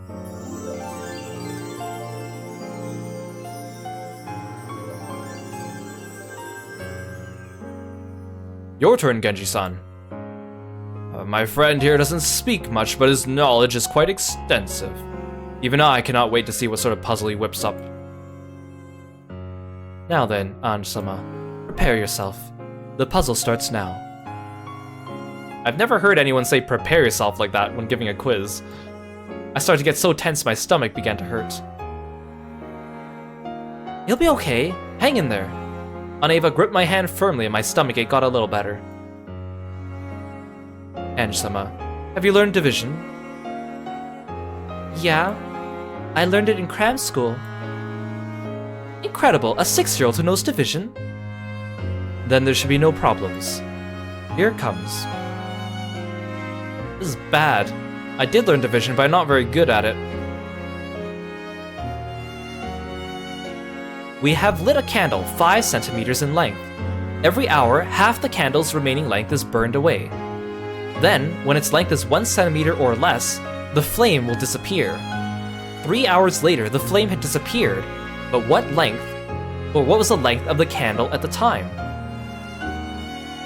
0 millimeters, about 3 millimeters, about 6 millimeters, about 8 millimeters, or about 10 millimeters. Yeah.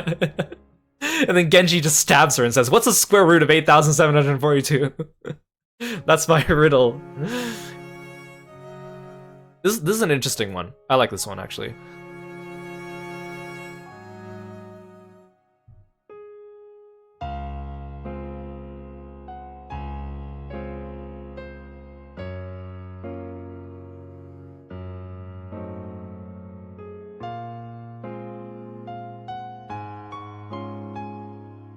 Oh, and in case you forgot, every centimeter has 10 millimeters. So you could also say that it started with 50 millimeters. Would also work.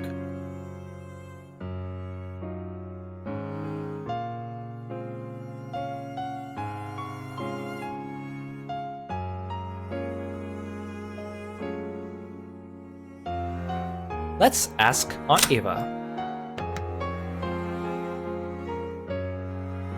Half of its remaining length burns away each hour, right? After the first hour, it's burned down by half of 5 centimeters. During the next hour, it burns down half of that remaining length. And during the third hour, it burns down half of that remaining length. And I can't really do it without a calculator. Do you know the answer, Aunt Ava? Oh, I got it. This is a pretty mean puzzle. Why is it mean? This has nothing to do with division. Read through the puzzle again carefully. What was it again?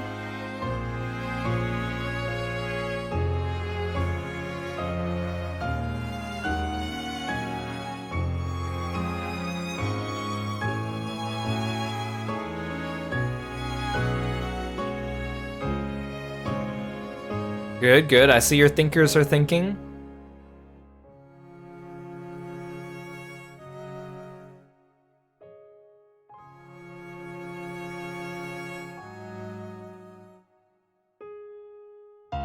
Okay, let's give our answer.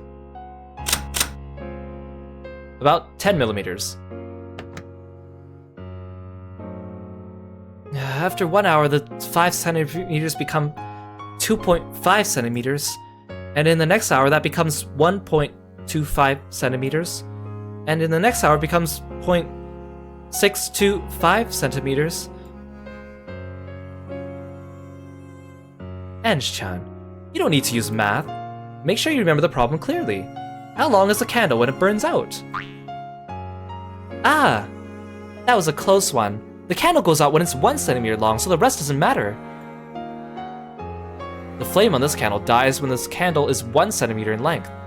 In other words, it can never get shorter than 1 centimeter. So the right answer is the fifth choice, about 10 millimeters.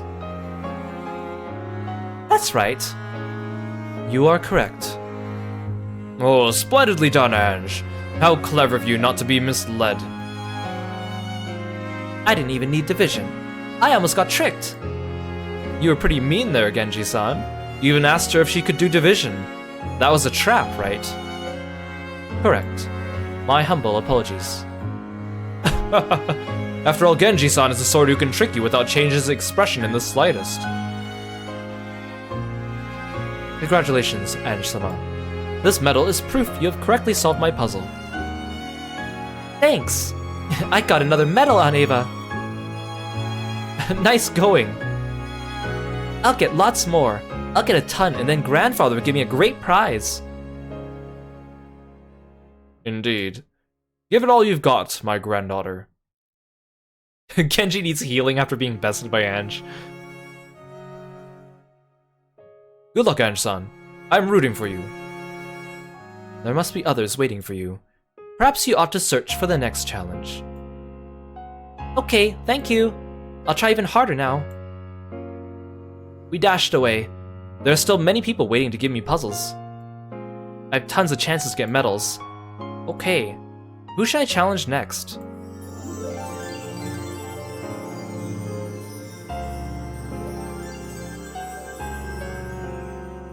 After Ange and Ava left, Adler, who had been watching their progress, came over. How's Ange doing? Oh, Badler. I am not certain, but she does seem to be enjoying herself. I heard your puzzle, Genji-san. Even I was almost taken back there. You honor me. Still, it's not quite what I would have expected. Who'd have thought you'd give a trick question like that? I figured you'd make a straightforward, simple puzzle. You might expect such a thing from him, silent as he is, but he is much more of a schemer than he appears. Very true. If you play a chess match against him, you'll see that right away. He even fools me from time to time. He'll trick me right to my face with that stern, serious expression of his.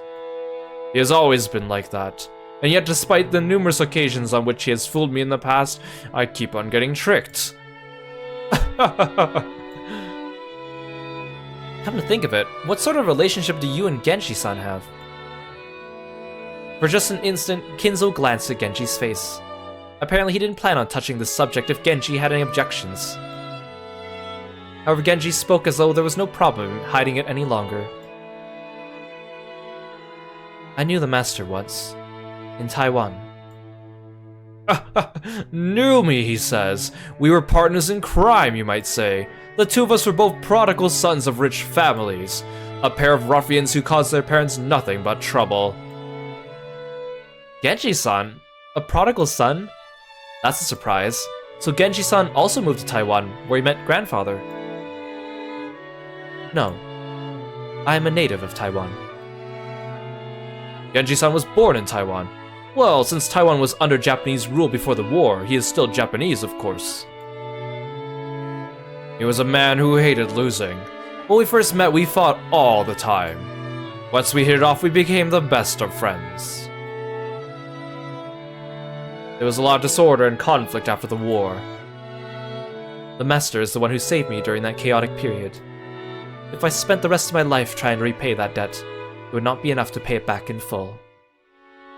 Don't say that, my friend. If only I had been a bit more persuasive, I might have been able to bring your family back with us as well.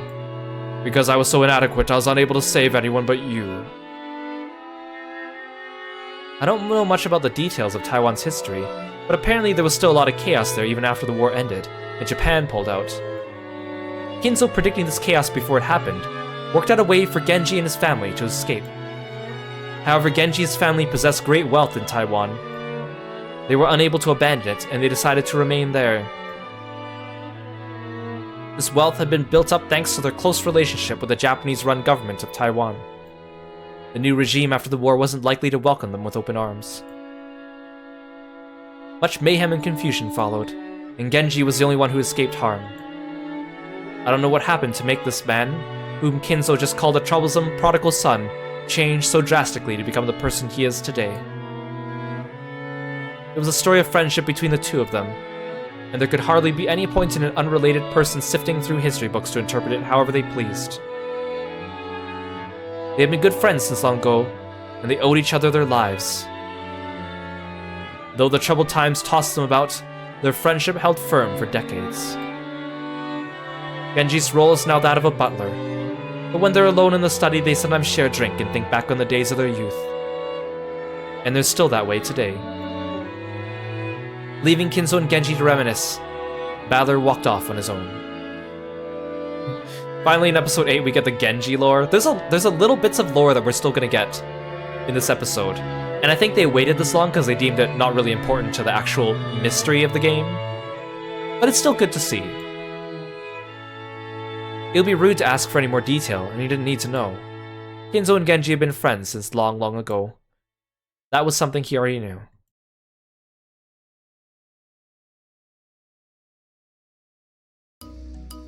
What do you think? Do you want to challenge Aunt Natsui and Uncle Kraus next? Yeah, let's beat them. Very well, we'll play along. The two of us have prepared some formidable puzzles for you. Should I go first? Or you? I will start. Very well. Listen closely to what I'm about to say. White, black, white, black, white, something, black, white, black, white, black. Huh? White, black, huh? I'll say it once more. White, black, white, something, black, white, black, white. What does the something stand for? This is a really hard one. White, black, white, something, black, white. It looks like the white and black are alternating, but the something is between a white and a black. Is it gray? Is it that easy? This is a surprisingly hard one coming from you, Natsune-san. Aunt Ava was groaning. Apparently this one's really tough. Is it really so hard? There's a chance that some people won't understand if they haven't had the right experiences. Ava-san aside, I think Anne-chan would have seen it a lot at school and kindergarten. What the heck? I don't have a clue! Is it a problem that I can get easier than Aunt Ava? It's hard. White, black, white, something. Black, white. What does the something stand for? White, black, red, gray, or an empty space?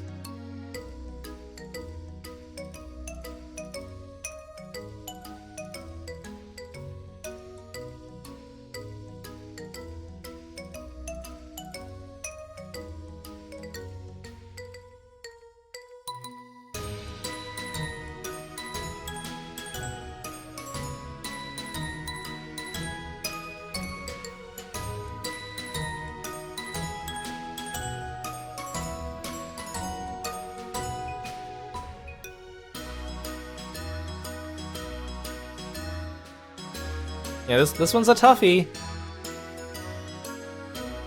I wonder what clues Aunt Ava can give us. She doesn't seem to know it either.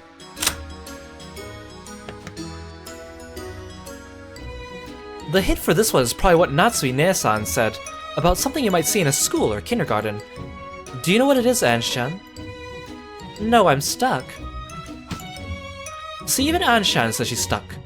Give her at least a little hint. I see. Then a hint. They may be different colors, but you get a beautiful sound no matter which you push. A beautiful sound? Are these black and white things something that makes sounds?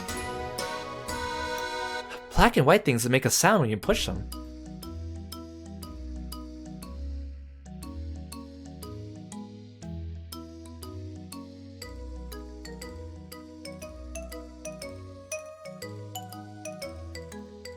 There you go, there you go. Good observation though, if you do put... Actually...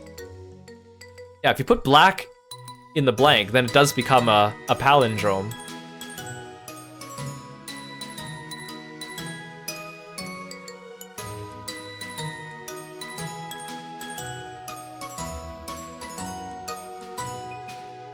Okay, let's give our answer. A. White. That black and white thing is a keyboard, like a piano. Is that it? It's a keyboard. Something that can be found in kindergartens and schools, which is covered with a line of black and white things. It's an instrument, like a keyboard on a piano or a melodica. The first two black keys are between do, re, and mi. The set of three black keys are between fa, so, la, and ti. It started with white, black, something black, so the three white ones are do, re, and mi. There is no black key between mi and fa, so fa comes right after mi. And since the question mark comes after mi, the right answer is fa. In other words, the right answer is white. Yeah, some of these are hard. It's kind of fun to see like how many like you can get the first time through a playthrough. Correct. I thought it might have been a bit too hard, but you did well. Splendidly done, you two. Go ahead, Natsui. Congratulations, Ange-chan. Here's my medal for you. Alright, on Ava, I got another one. Things are moving along nicely. Next up is Nissan's puzzle. Let's solve it in a flash and teach him a lesson, okay?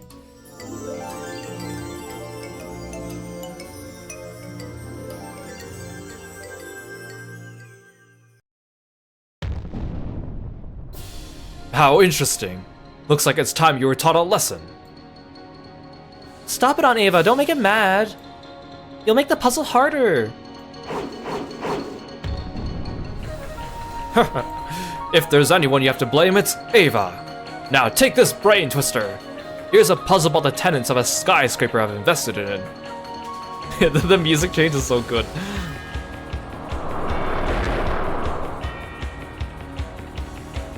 Once upon a time, there was a 7-story skyscraper.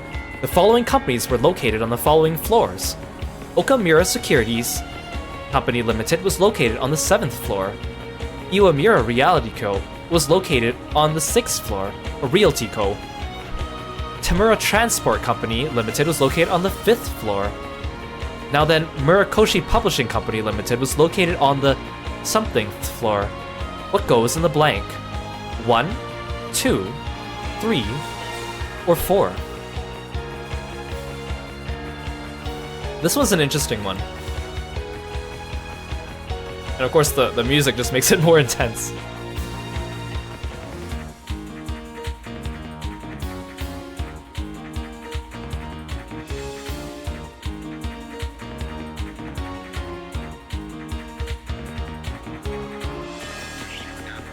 Is it one company per floor?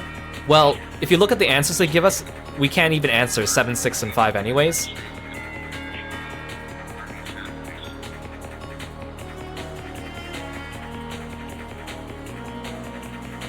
So it has to be 1, 2, 3, or 4.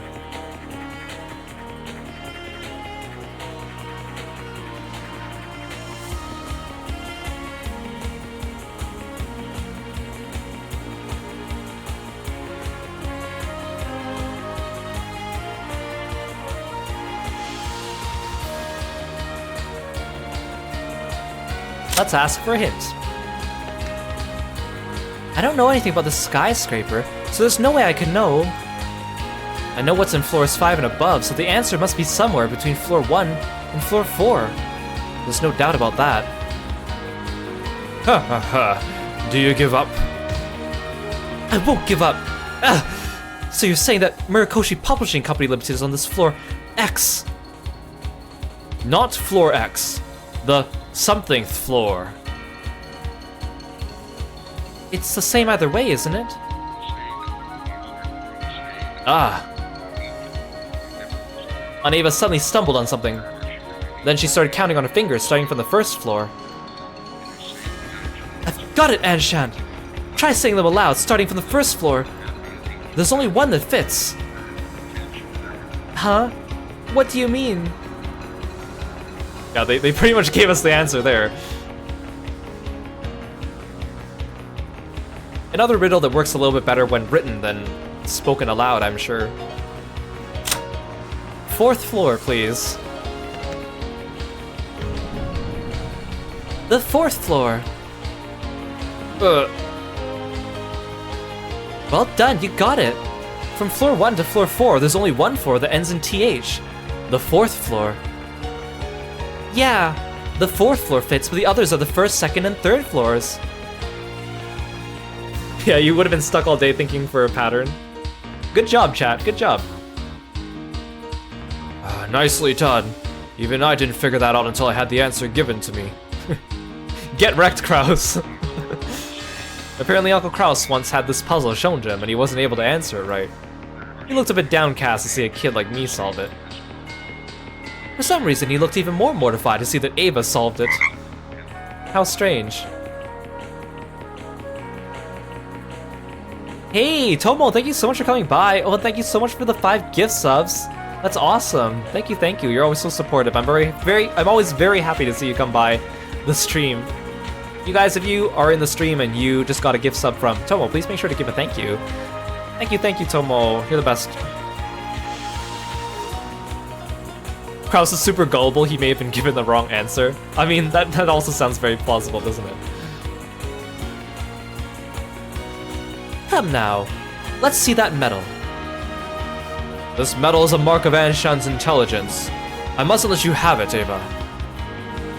Sore loser. Thank you, Uncle Kraus. Am I incredible? Very much so. You're a more flexible thinker than your uncle. I'm proud to have you as a niece.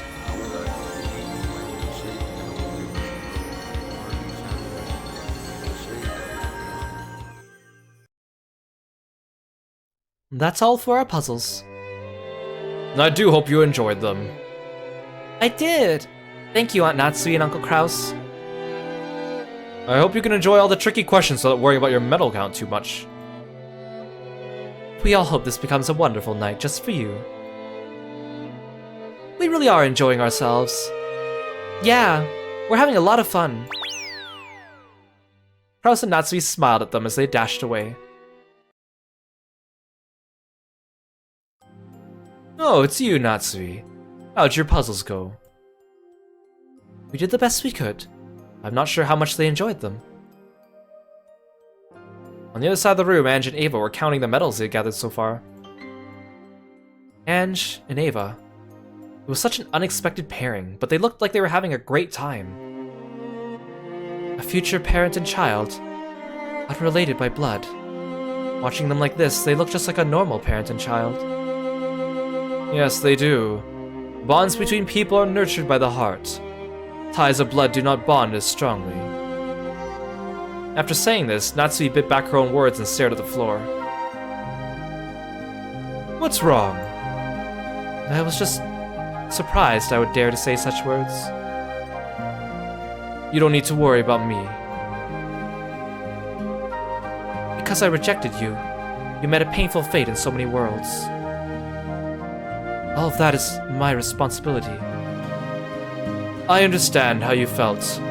Unable to become pregnant, you were forced to feel shame for many years. In that situation, any woman would be shocked if they were handed a baby, whose parentage they didn't even know, and then told to adopt them. That was no reason for me to push you off a cliff. True. You'll have to carry that cross for the rest of your life. Yes, I am prepared to do so. In that case, the suffering you must endure will come from the cross you bear. Not from me. You don't despise me? Don't make that dejected face. No, perhaps it's the other way around. As long as you continue making that dejected face, I will feel no desire to punish you. And as long as you continue to carry that cross, I will feel no desire to hate you. Do you mean that you don't hate me? To tell the truth, I did hate you. I hated your guts. I hated you so much I wanted to hang up a pillow with your picture on it and use it as a punching bag. But as I watched you, that feeling faded away. You regretted and lamented, and I'm sure you'll never forget that feeling for as long as you live. How could I forget? After all, I'm a murderer. Your cross is a heavy one, doubtless. I can feel compassion for you now. I'm serious. After all, Kinzo was the one at fault, right? It's his fault for having an illegitimate child in the first place. And the way he forced that child on you was even worse. He should at least have been able to avoid hurting you by saying, "Please take care of this poor child," instead of, "You can't give birth, so adopt this kid." Men, that Kinzo. I no longer hate you. Doesn't that make the cross you bear feel any lighter? No. I still don't know how I can make up for what I did to you. Then let's do it this way. Hold out your arms. Huh? Like this? As Natsui spread her arms uncertainly, Bito leapt forward and hugged her tight. This is a little... I'll never say this again, so let me say it once. After all, I never had a chance to meet my mother. Still hugging Natsui, Bito spoke in a whisper. She spoke those words that she would certainly never say again. Thank you for worrying so much about my sake. But I really don't hate you anymore. Please believe that. Mother. Beatrice.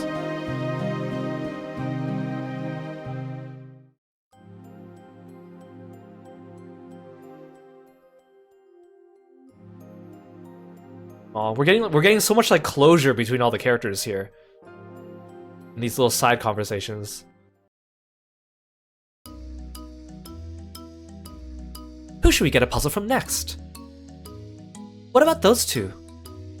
Shannon-chan and Kanen-kun? Sure, it looks like they'll put up a good fight. Do you need something? Eva-sama and Ange-sama?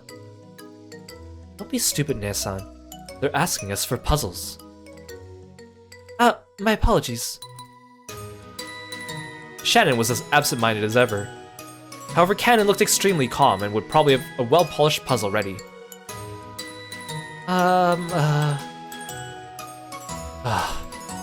Okay, I'll go first. Use that time to think of a puzzle, Ne-san.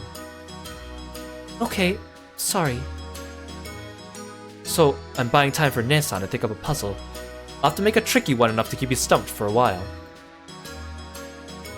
You got guts, kid. Let's have it, shall we? Show us the hardest one you got. Don't provoke him! I want an easy one. Now that I have Eva-sama's permission, allow me to present an insanely difficult puzzle.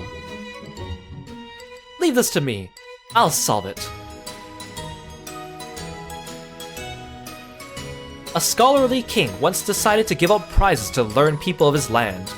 The one who won the copper prize got 29 gold coins. The one who won the silver prize got 47 gold coins. The one who won the gold prize got 79 gold coins. So, how many gold coins were given to the one who won the platinum prize? 30 coins, 57 coins, 78 coins, 91 coins, or 112 coins.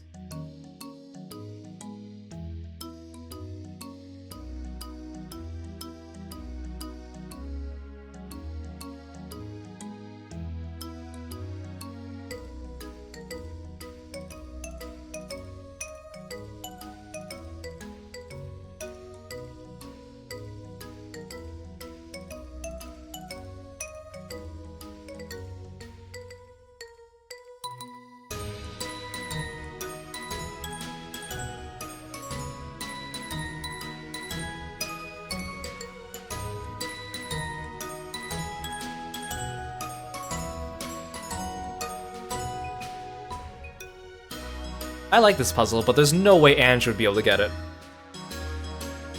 Let's get our hint.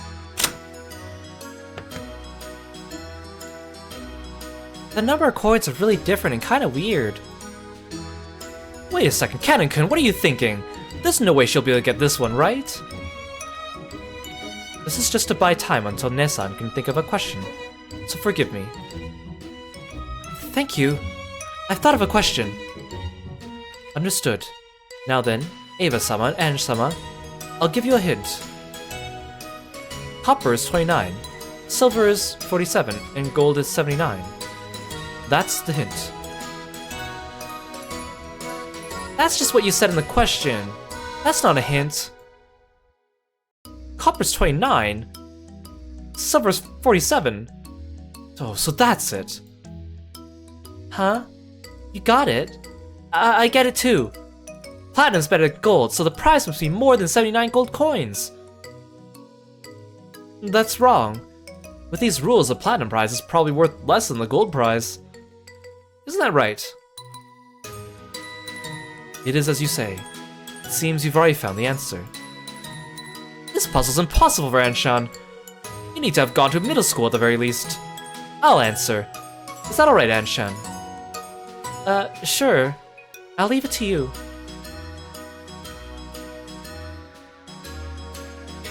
Yeah, Kanen's just like, I just want to enjoy the party, so... There you go. And this one's another tricky one because it's dependent on your knowledge outside of the puzzle. I mean, I guess a lot of puzzles are like that, but this one especially. So this one is C, 78.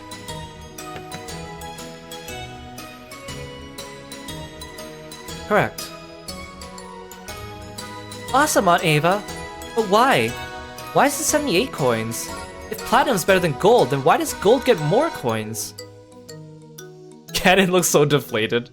No, that's just his normal face. The number of coins you get is always the same as the atomic number of the prize. Copper's 29, silver's 47, and gold is 79. And by the way, platinum is 78. So the platinum prize gets you 78 gold coins. Aunt Ava, you're incredible! Dad once told me that Aunt Ava was an enthusiastic studier and really smart even back when she was in school. Even George Onichi, her son, is smart, so Aunt Ava must be incredible. Still, that was a pretty nasty riddle to choose. You should have at least given that one to Ange that she could understand. You did give me permission to show her the hardest one I've got. That's right. You said it yourself. That's how you gotta puzzle those too hard for me. This is my fault. Sorry, Ange-chan. Look, we got a medal, so please forgive me.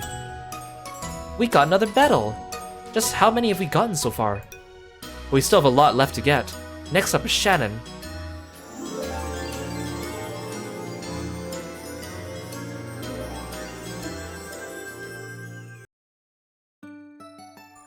Mine isn't that hard, so you can relax. And after all, you managed to think it up. You're making fun of me. Then, do you want to have a go at it too, Cannon-kun? Bring it on. It sounds like you'll be able to understand it this time, Ange-chan. I'll stick to giving hints again. Okay, I'll do my best. I'll solve it. Another medal for me. Let's go then. Listen carefully. W equals white chocolate. P equals pepper jack cheese. A is equal to anchovy pizza. O equals lemonade. What letter does black coffee stand for? W, A, B, I, or O?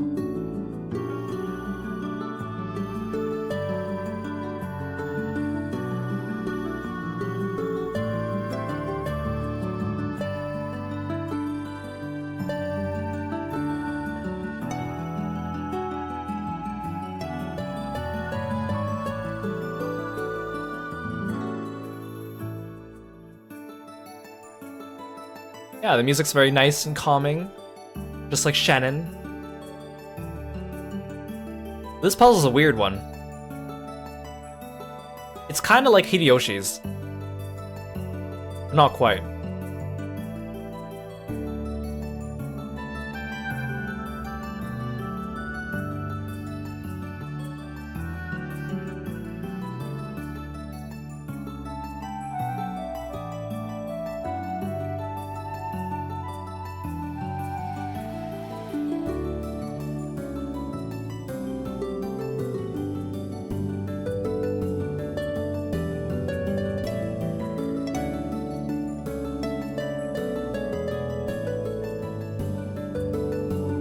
I also like how Shannon said this was an easy one.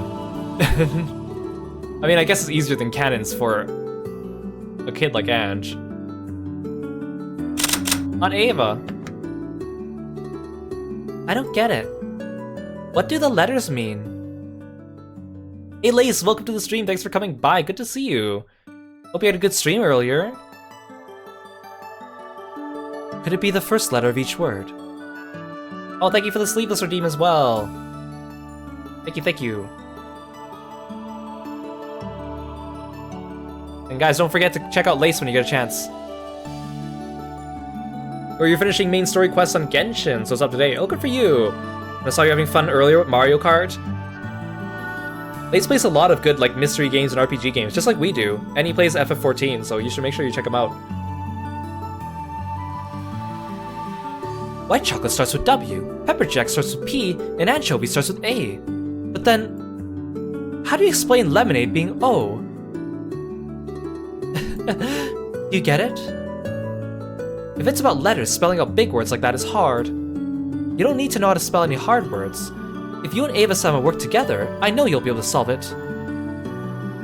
Don't you have any more hints? I do. I'll teach you the letters for some other foods. First, watermelon is W.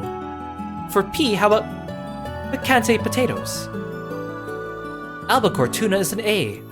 Orange lime sherbet would be an O.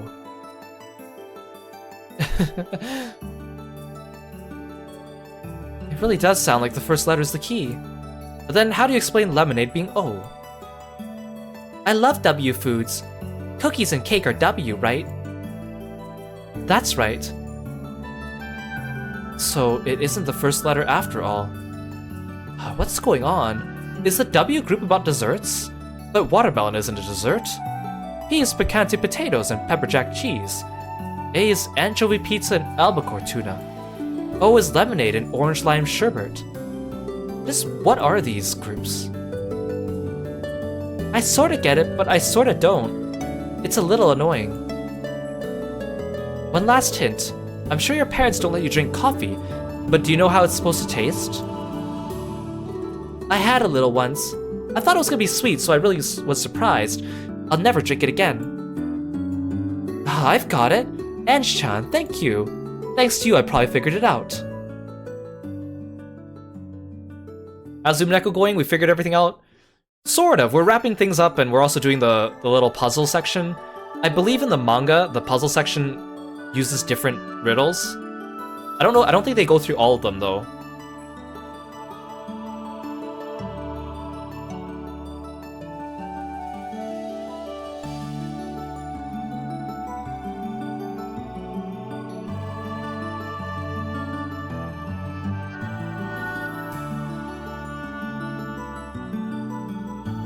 Yeah, I think some of you are on the right track. But think about all the words that Shannon said, and all the extra items that she gave us.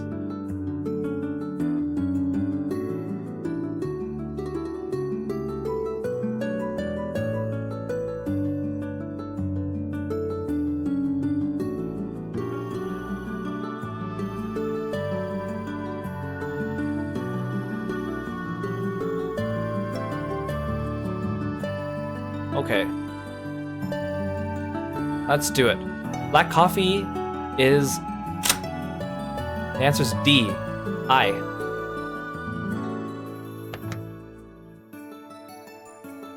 See, Ange-chan, think about the taste of all these foods. How does white chocolate taste? Sweet. And what about pepper jack cheese? Spicy.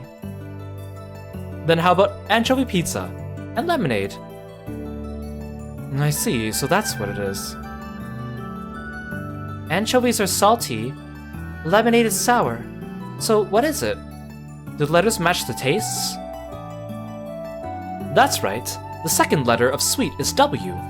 The second letter of spicy is P. Salty is A and sour is O. So what does black coffee taste like? Bitter. Exactly. And the second letter of bitter is... Wait, when did you drink coffee? Nice job. You got it right, Ava-sama and Ange-sama. Aunt Ava, you're so awesome. We had to work together to solve that one. It's a team effort. And here's my medal. Please take it. Alright, I got another medal. Thanks. You didn't get it, did you, Kennen-kun? I'll bet it was hard. Not bad coming from you, Ne-san. Why don't you say sorry for making fun of you? If you don't, I'll make all your medals, all your meals, O and I. O is one thing, but eating I all the time would be awful. I want to eat W all the time. Careful, you'll get cavities. But if you ever come to my house for play, I'll be more than willing to share. Yay! I love you, Aunt Ava. In the end, Cannon caved under the threat of I cooking, but was forced to apologize to Shannon.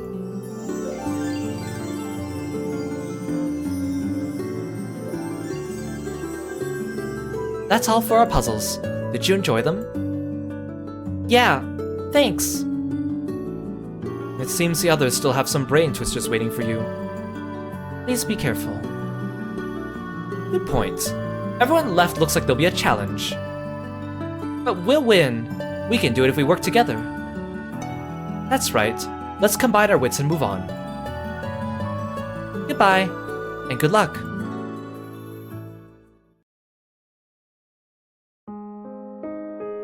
Shannon and Cannon returned to the kitchen with a serving cart.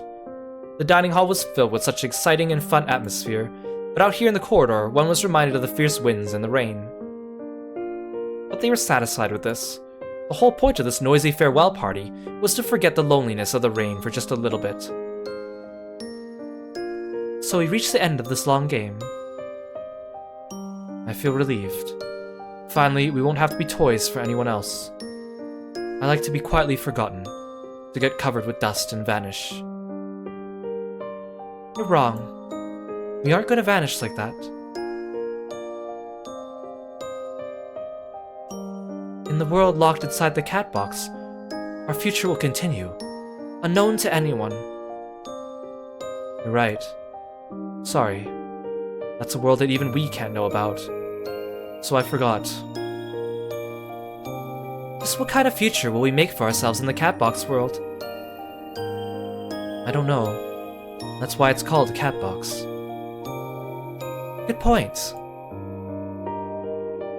Don't you have any regrets, Ne-san? About George-sama, for instance. Receiving that ring is all you can do for George-sama. As for marriage, living together and all the rest. Our future inside the cat box is what will make all that come true, isn't it? I'm not the only one. It's the same for you, right? What about a future for you and Milady Jessica?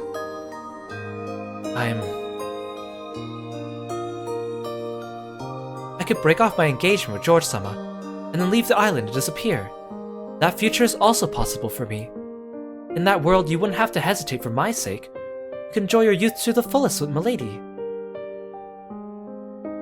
If you gave up on your engagement with George-sama, that sort of world might be possible. So, since it's a cat box, the world where I spend my life with George-sama and the world where you spend your life with Milady can both exist at the same time. It's a world where any contradicting dreams can exist at once. That's the world we'll be put away in as pieces. So there's no need to be lonely. No need to be sad. Even though the me here right now can only observe the part where I accept George-sama's ring. The other me who lives in the cat box, and the world I cannot witness, will surely build a happy life in the future. The cat box is such a strange thing. A place where any pieces and toys and dreams can be kept. It's no cage sealing us in.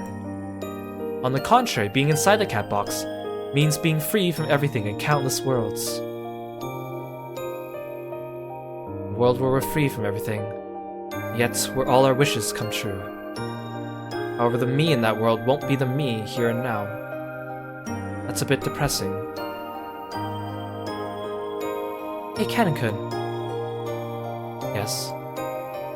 Let's do it. Do what?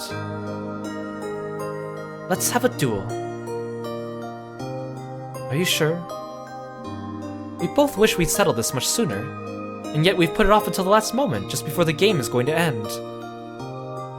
Sure. The game is nearly over anyway. Now at the very end, it's time for us to settle things by ourselves. That way we'll be able to see our future before we're put away in the cat box. Sure. Let's do it. How will we decide it? A coin? Or with pistols again? In that case, why don't we have our own quiz tournament? Huh? We're really getting into this. Okay then. First question.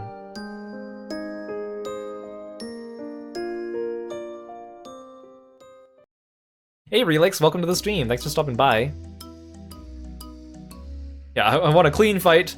Dex at the ready, 8,000 life points between you. I'm gonna give Ange a really hard one. I'll trick her with my extra hard puzzle, make sure she never gets my medal. I'll solve it. I'll definitely solve it. As soon as Marie and Ange crossed gazes, they started fighting. The two girls so close in age were really good friends, but they also fought a lot. Especially when they were opponents in a game. Maria-chan probably knows tons of different questions or quizzes. This should be interesting. Let's have it. Not now. I'm the star, so I'll go after Mama. Really? You're sure it's okay for me to go first? Yeah. Then let's begin. Ready?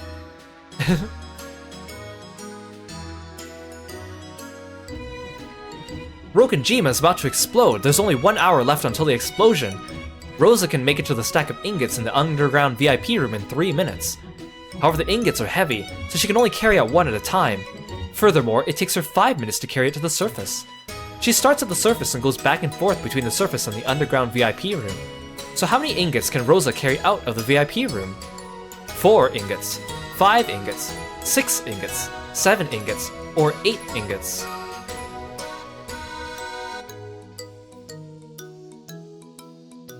I like how apt this one is for Rosa specifically. Yeah, maybe Maria's gonna give her a really, really easy one, then Ange is gonna overcomplicate it.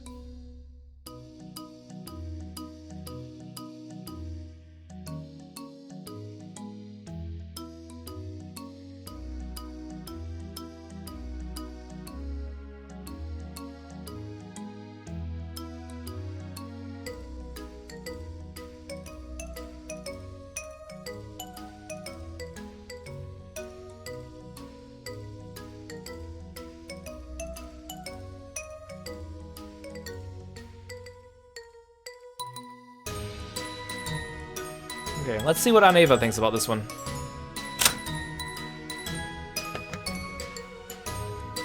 I guess you don't need a hint for this one. You're right. I made it for Ange-chan. It's probably a bit too easy for you, Ne-san.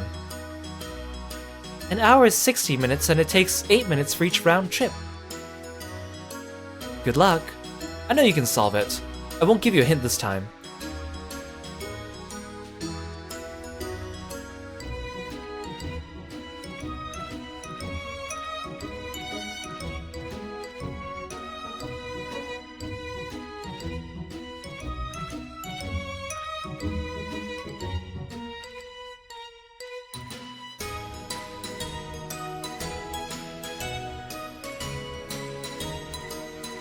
Good thinking, chat. Okay, then I think we're ready for our answer. Our answer is gonna be E. 8 ingots. 8 ingots! Are you sure? It takes 8 minutes to carry each ingot to the surface, right? 8 times 8 is more than 60. That's right. But the question was, how many can she carry out of the room? Rosa only has to take 1 step out of the room to carry it out. Nice going, Anshan. All those puzzles really have warmed you up good. That's right. To do 7 trips, you need 8 times 7 equals 56 minutes. There are only 4 minutes left. However, you can make it back to the underground room in 3 minutes, then carry out the 8th ingot in the last minute. Kinda morbid, isn't it? I mean, doesn't the whole island explode anyways? Not bad, Ange. Nice one, Hey, Sakura, welcome back. Thanks for all the frogs. I'm not gonna lose to you, Maria Chan. Congratulations, here's my medal. Now you can try the puzzle Maria picked out just for you.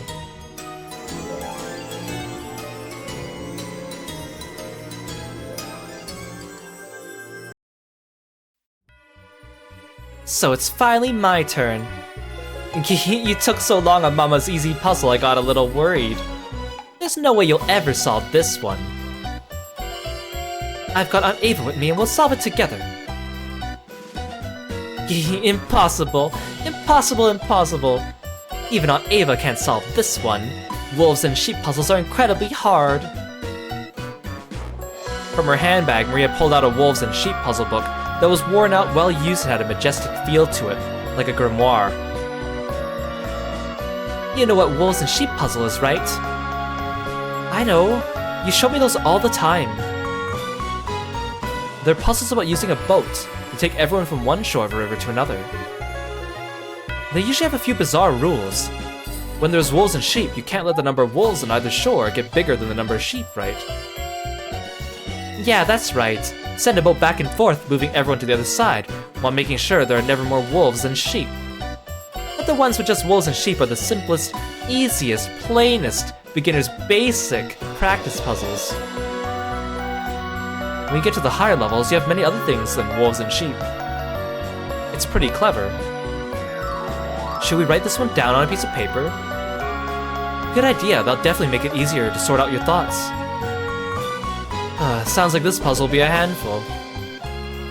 There's no way you'll get my medal, Ange. I won't lose. I'm not gonna lose. Oh, here we go. Thanks, Maria. You must use a 2-passenger boat to carry each person to the opposite side of the river. On the near bank, there's a peasant, his wife, a shepherd, a sheep, a cow, some meat, and some vegetables. All these count as 1 passenger on the boat. The boat can only be rowed by the peasant, his wife, or the shepherd. If the wife is with the shepherd while the peasant isn't around, they'll run away together. If the shepherd is near the meat, when both the peasant and his wife are not around, he'll eat it. If the sheep is near the vegetables when the shepherd isn't around, he'll eat them. If the cow is near the vegetables when none of the humans are around, he'll eat them. It's a lot of trouble to unload the meat, so once it's been unloaded once, it can't be unloaded again. The vegetables are easily bruised, so they can only ride the boat once. Can you achieve the objective in the smallest number of steps? How many steps will it take? Less than 10 steps, 10 to 14 steps, 15 to 19 steps, 20 to 24 steps, or something else. this one's an LSAT question. Let's do the hint early. Actually, no. Should we do? Actually, no. I'll give you a little bit of time to think. I think the hint might be too good. Trust Maria, right, to give us this one. I mean, you knew it was coming, right? She loves these wolves and sheep puzzles.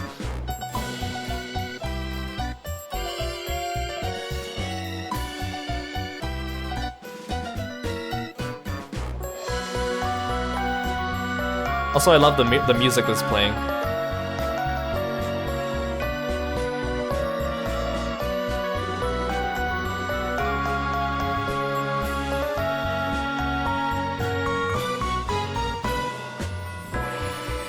Oh, the LSAT is like a set of exams usually for people going into law school or wanting to go into law school. So it's got some like logic questions in it as well, in addition to actual like other types of critical thinking questions.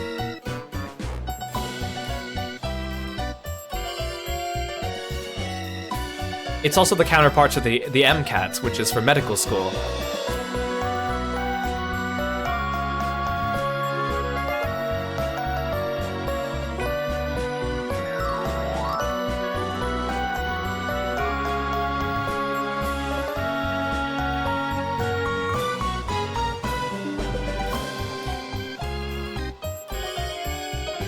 Also, this music track is called Happy Maria.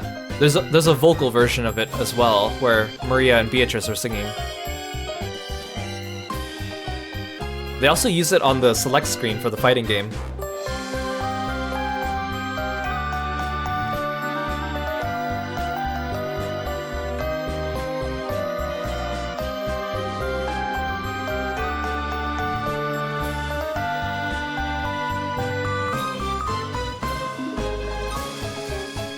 Okay, let's ask Aunt Ava for a hint. This is quite the long puzzle.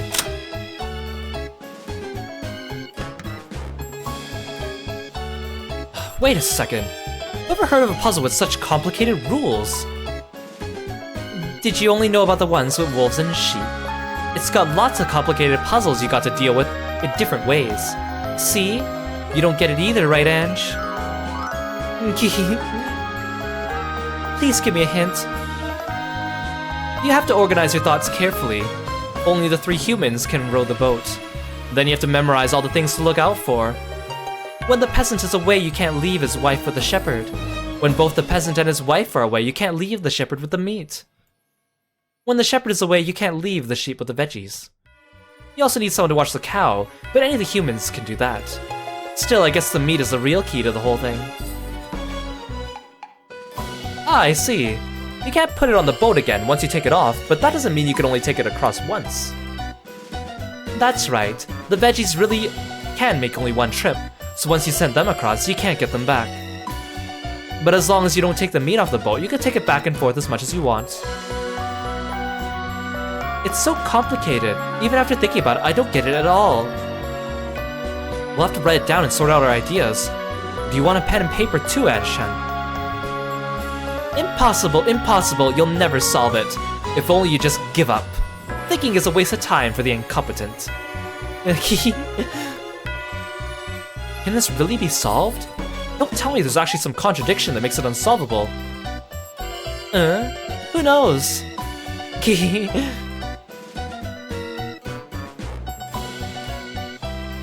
Boatkun is betraying us. I guess I'll give you guys a hint. Look, we're not trying to figure out the exact method to get everything across, right? Look at the question. The question's asking us how many steps it will take. So we do have an error of margin there, or margin of error there.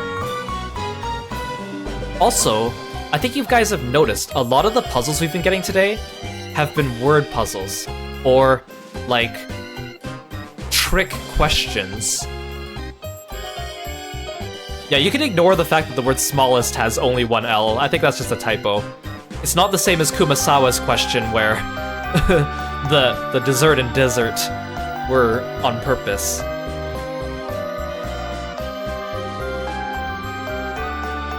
Yeah, this is a typo that's actually a typo. Okay, take a guess.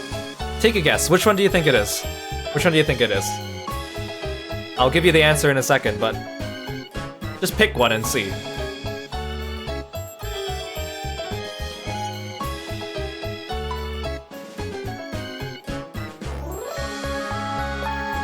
Do you think it's going to take a really long process? Is it going to be very short? Is it something that's impossible?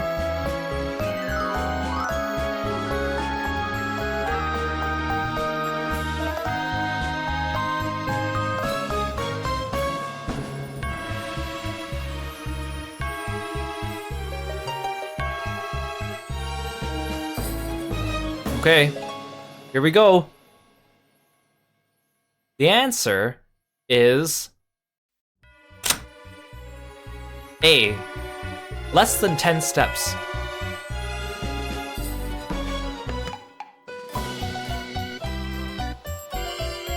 This really is a nasty problem. Can it really be solved? Is there some trick to it, like throwing things in the river without using the boat? Or making the cow eat all the vegetables so they can be carried as one passenger? Well, who knows? If that's as far as you go, maybe you should give up, right? This one's really hard. Even Mama couldn't solve it, but I solved it on my first try. So, do you get it? How many trips does it take to get every person across? This isn't a cheap trick or a riddle, right? There's no way you can solve this straightforwardly, right? No, that's not true. I'm sure you'll get it, Ne-san, smart as you are. How many trips does it take to get every person across? I got it. 3 trips. Huh? 3? How? It's easy. The peasant and his wife get on the boat, then the wife gets dropped off on the other side on the first move. Then the peasant takes the boat back across on the second move. Then he crosses with the shepherd in the third move. But what about the cow and the sheep? What about the meat and the vegetables? But Aunt Ava, it's said to take every person across, right? Those other things aren't people. Huh? Ugh. As Aunt Ava's mouth flopped open, Aunt Rosa started applauding. After clicking her tongue, Maria Onechan joined in. That's right. The question just asks how many moves it would take to move each person across. The animals in the luggage never have anything to do with it.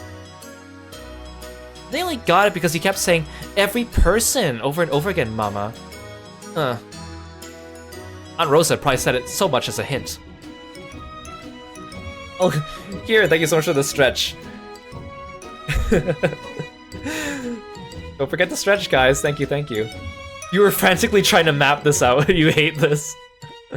It's It's the sort of game it is. Welcome home, Kieran. I hope you had a good day out. We're having fun solving some riddles. We still have a couple riddles left.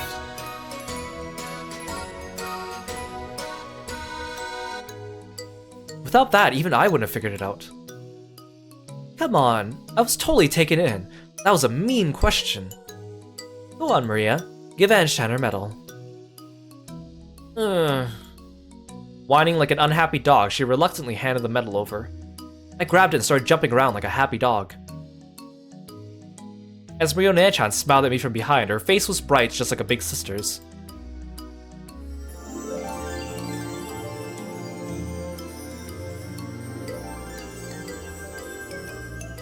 That's the end of our riddles. Let's play again sometime, okay? Next time I'll have a really nasty puzzle that's even harder. One so hard I even couldn't solve it. No way! I'm not playing with Maria Nanchan anymore. Look, Anshan, your parents are waving at you, so let's go. See you later, Rosa. Sure. Later, Anshan. There aren't too many people left with puzzles for you. Keep it up until the end. Make sure you keep cheering her on, Ne-san. Of course. We got all these medals by working together, right? Yeah. We dashed away. Dad and Mom are waving at me from over there. I'm sure they'll thought up some mean problems. Still, they have to be easier than Maria Nanchan's. I hate Maria Nanchan, she's such a meanie.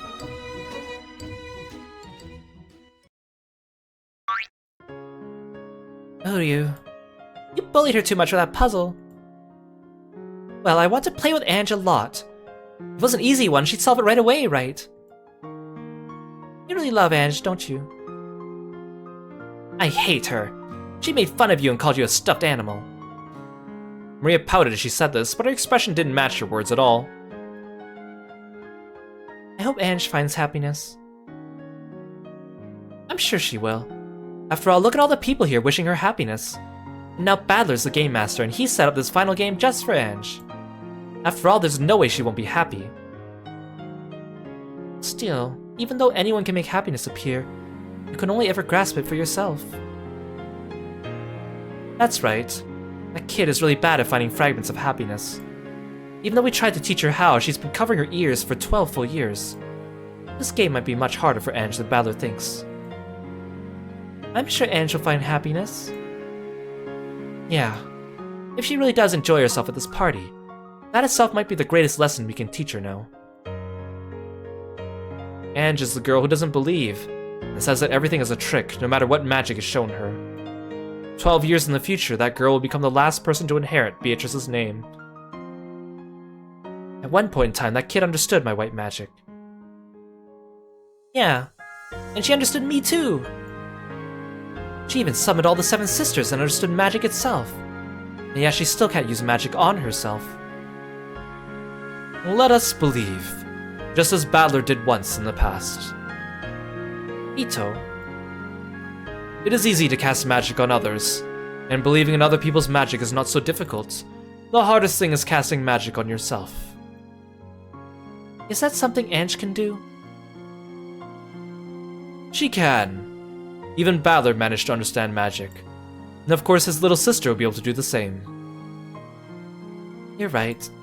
There are some kinds of magic that we can only see when we're kids. And there are some that only adults can understand. Right now Ange is between two of those.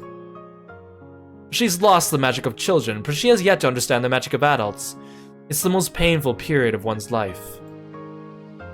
It's so sad that she didn't have anyone close to her at a time like that. That's not true. We're always by that kid's side. She just doesn't believe it. Ange, please realize that quickly. There are so many people smiling at you from behind, watching over you. If you just turn around, we'll be able to smile so much more, and talk to you so much more. You're Ange, Beatrice, the final witch of Mer Sorcière. Even if you aren't able to do the right thing in the end, I pray that you can at least enjoy yourself tonight. Have fun, Ange. So long. The time we spent together feels so long yet so short. Even so, for me, those memories are eternal.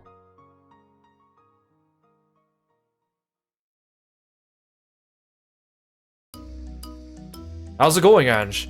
Did you get a ton of medals? The magic of adults is explosion. I mean, what do you think black mages are, I guess?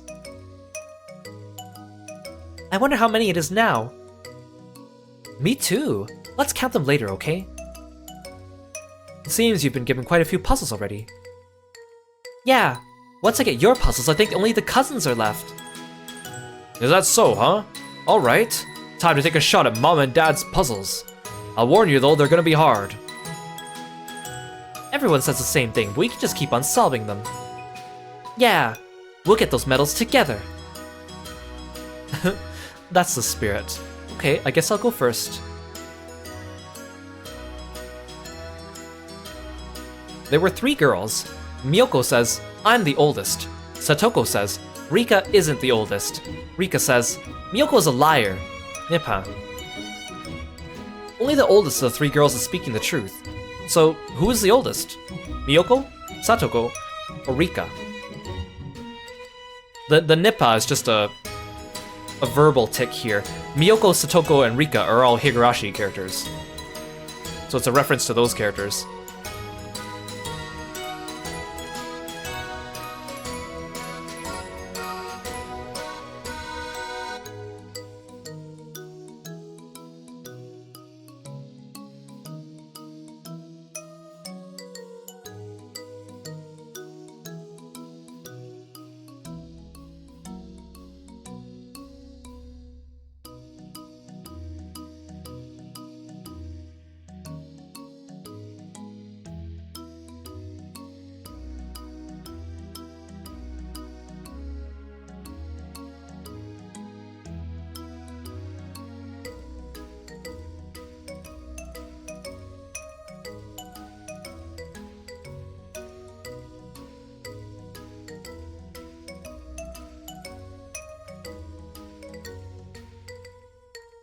I see you guys got some answers.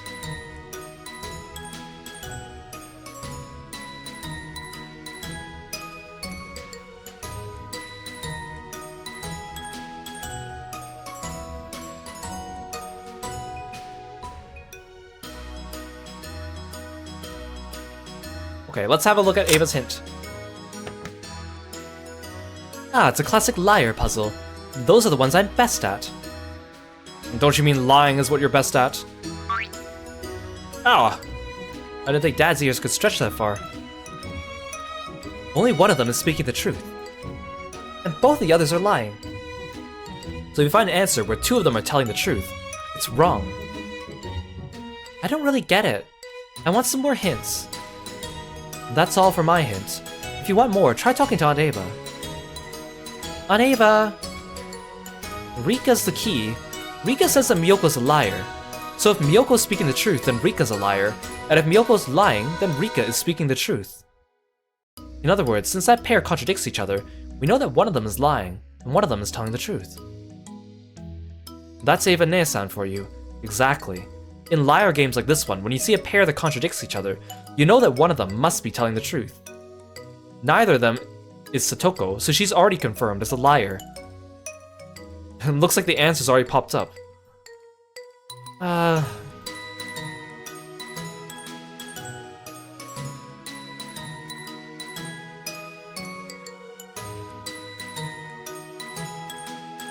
Yeah, so you guys got your answer?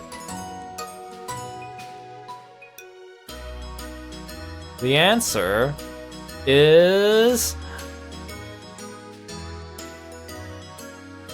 Oh, you misread it? Use that thinker.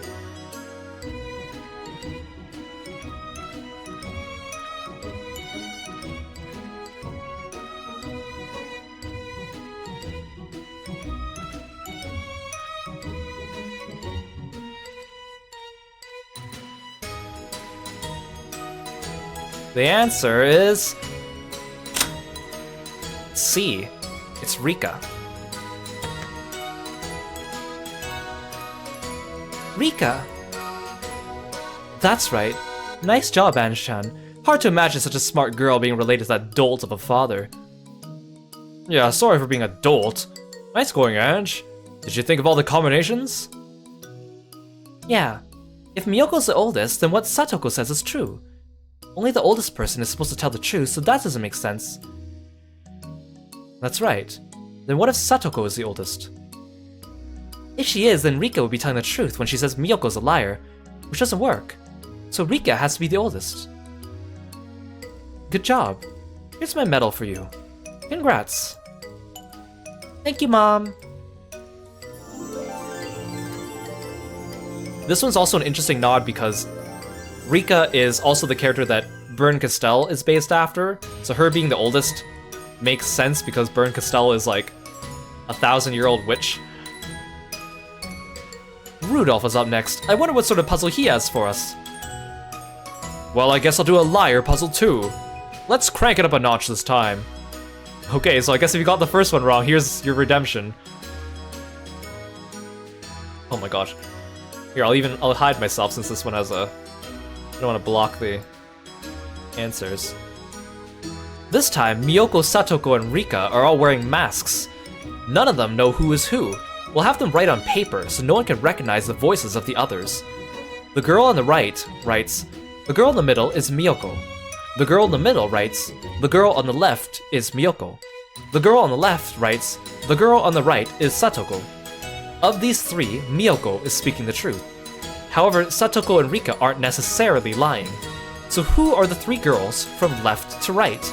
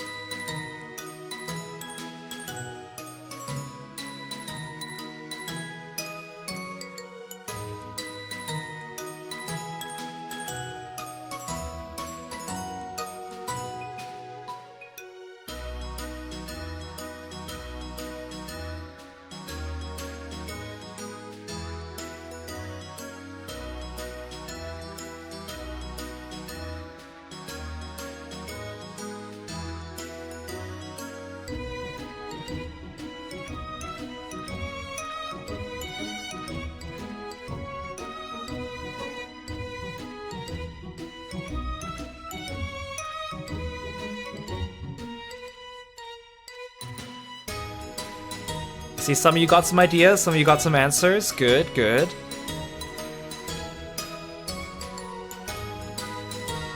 Maybe let's hear on Ava's hint. They're all wearing masks, and except for Miyoko, we can't tell if they're lying or telling the truth. This one's hard. No, it isn't. I've already figured it out.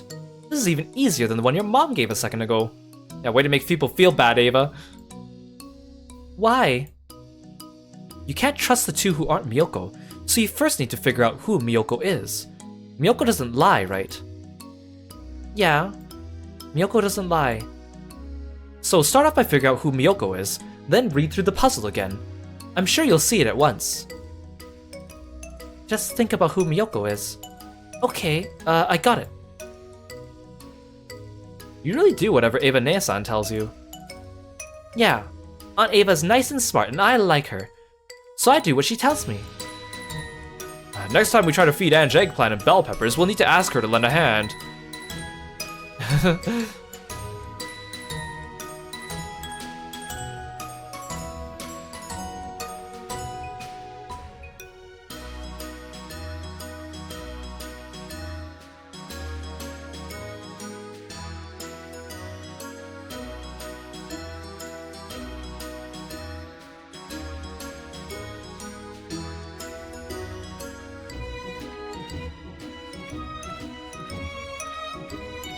Isn't it awesome when you get that, like, eureka moment?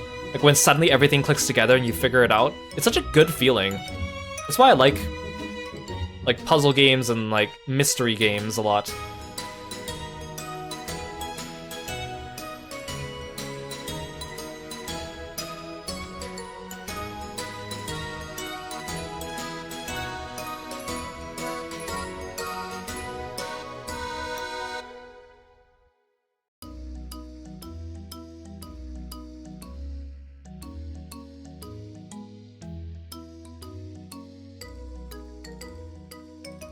Okay, figured out your answers?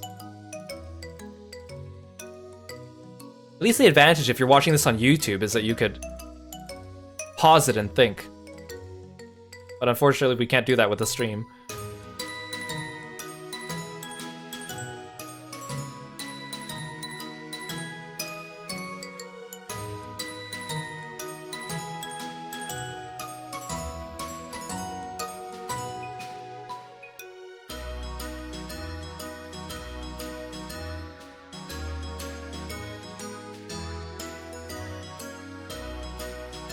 Okay, let's put in our answer. I think a lot of you came to the similar conclusion. The answer is E. Miyoko, Rika, Satoko.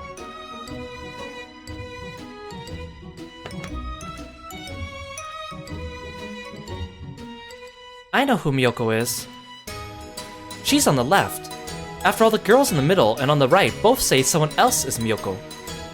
If they were Miyoko, they couldn't lie and say that someone else was Miyoko. That's right. Miyoko is supposed to be honest. So once someone says that someone else is Miyoko, they can't be her. So since the middle one and the right one aren't Miyoko, the left one automatically is. And since Miyoko speaks the truth, then it's also true the kid on the right is Satoko. Which means the only kid left, the one in the middle, is Rika. Perfect. You solved it like it was nothing. Yeah, and you really are smart like your mom. Dad rubbed my cheek and hugged me.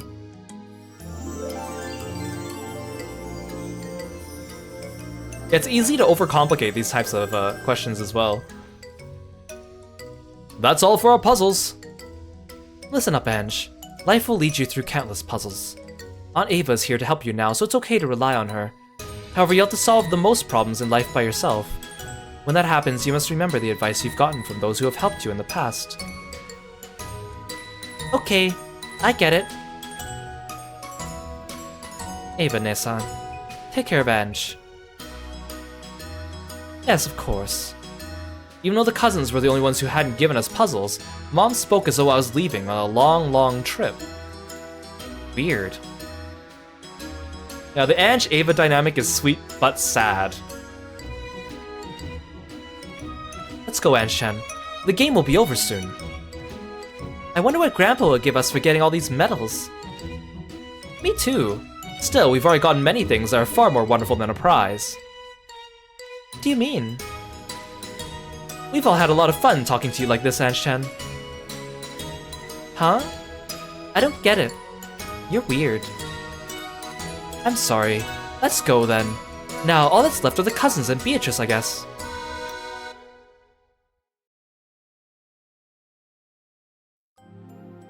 What is it?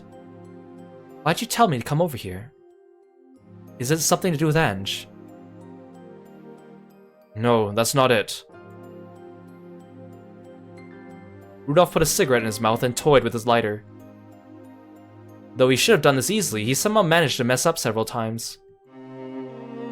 I wanted to take this to my grave. No, to hide it away in a cat box. If I just kept my mouth shut until tomorrow night, I'd be able to do that. It'd be easy.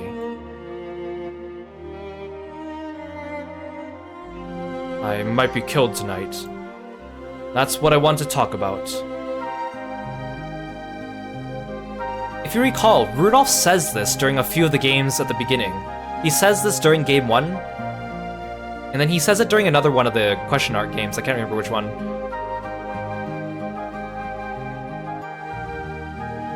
I knew it. I knew you were hiding something. Did you?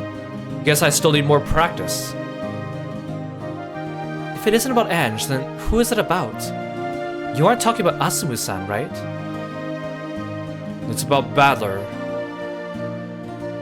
It comes to the same thing. I've tried to behave as an adult towards Badler-kun, right?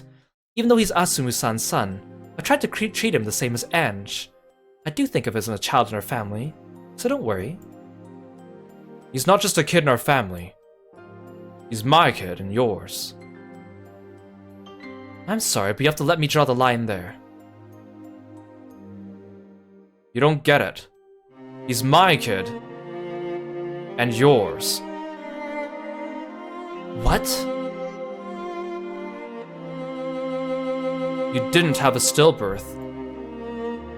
Asumu did. Back then, when I was double timing the two of you, I got myself stuck and couldn't find a way out. You don't mean... Asumu and I were married. You and I were cheating.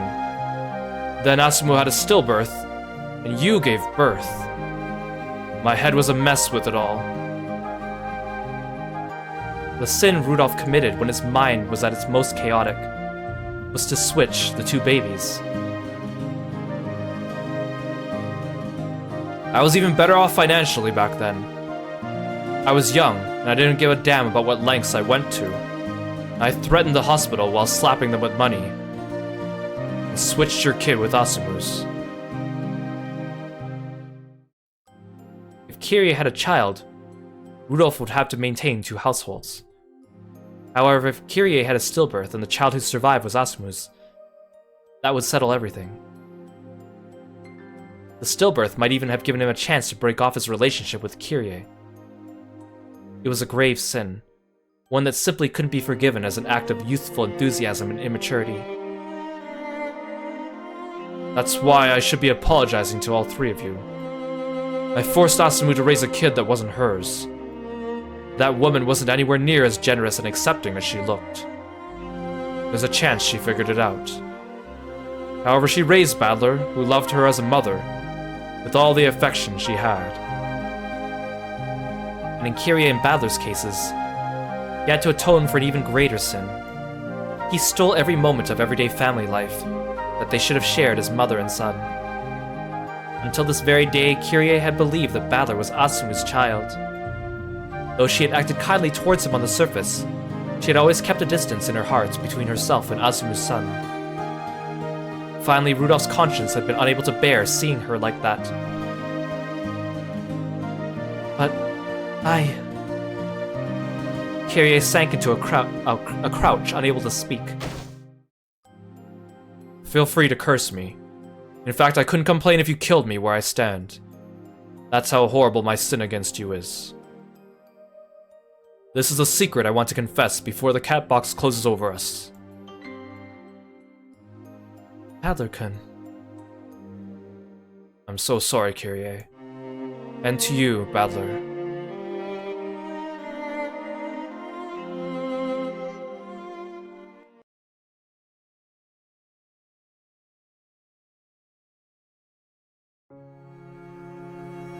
Wow, Rudolph, you're awful. So that's why at the end of episode 4, when Badler tries to say, using the bread, that he's Asumu's son, it doesn't let him. There's a lot of wordplay that goes around there, but it basically boils down to he can't say it, because he's not Asumu's son. At least not biologically. Come to think of it, we've already gone through a ton of puzzles. Yeah, now there's only Giorgio Oni-chan, Jessica One-chan, Badler Oni-chan, and Beatrice left. Oh, they're finally here. We could hardly wait. Thought you might have forgotten about us. Finally, we challenged Giorgio Oni-chan and Jessica One-chan. Sorry to keep you two waiting. So, did you think of some incredibly hard ones for us? We decided to give you one puzzle together. My, even one riddle from this pair sounds challenging. It's a special puzzle we made for Ange-chan, so good luck. I'll solve it. I'll definitely solve it. Okay then, let's go. Jessica-chan, let's set them out. There you go. They placed 3 small, colorful cubic boxes on the table. 2 of these are traps. The other has a medal inside. Ange-chan, do you think you can guess which one has the medal in it? Not without a hint. That would just be luck. That's right, so far this has just been a test of luck with 3 choices. In other words, your odds of winning are 1 in 3. George, this isn't a quiz. It really is just a test of luck. The puzzle comes later. Let's continue. Okay, Ange. Which one of these has a medal inside, do you think? Just say the first one that pops in your head. Yeah, you guys see where this is going, right? A red box, a blue box, and a green box. There's no way to know which one's in it. This really is a test of luck. In a way, this is even worse than a hard puzzle. After all, if you solve a hard puzzle, you'll always be right. But in the very beginning, I picked the almond with a 1 in 15 chance. Compared to that, a 1 in 3 chance is 5 times easier to get. There's no point worrying about it. Might as well test my luck again. Then this one. The red box. Then let's set this box right in front of you. Wouldn't it be great if there was a medal inside? So let's start with a little warm-up. What's the probability of the medal being inside that red box? 1 in 3. That's right, if this really is a simple test of luck. Are you sure, Ange? Are you absolutely sure you're happy with that red box? After all, we're gonna make you open it in a second. If it's a trap, it'll be really scary. Jessica Nanchan grinned threateningly. Are you happy with the red box? The medal might be in the blue box or the green box. You want to change your mind? It's not fair for them to scare me like that, not after I've already made my choice. And I know, all the boxes have the same probability of having a medal in them. Whether I try to open the red box or change my mind, and try the blue or green boxes, the probability will be the same. So stick with your first choice is my motto. I'll stick with this red box. I won't change my mind. I'm happy with the red box. I'll bet on it.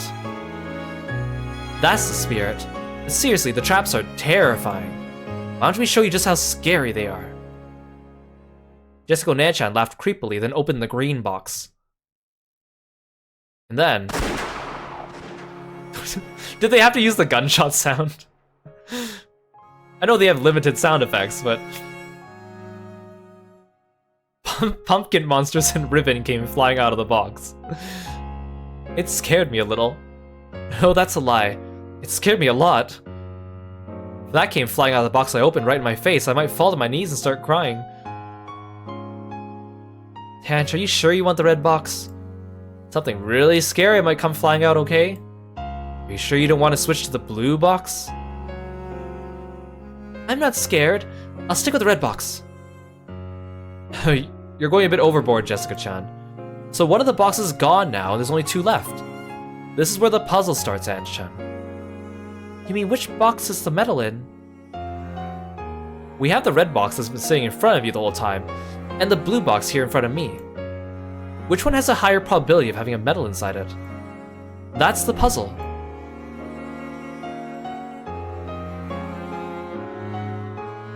But yeah, it's the Monty Hall problem.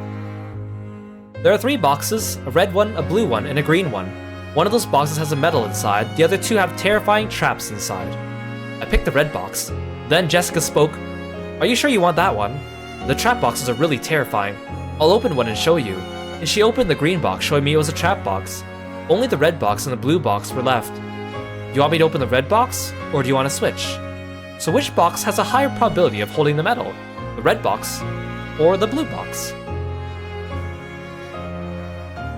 Yeah, there's no yellow box, unfortunately.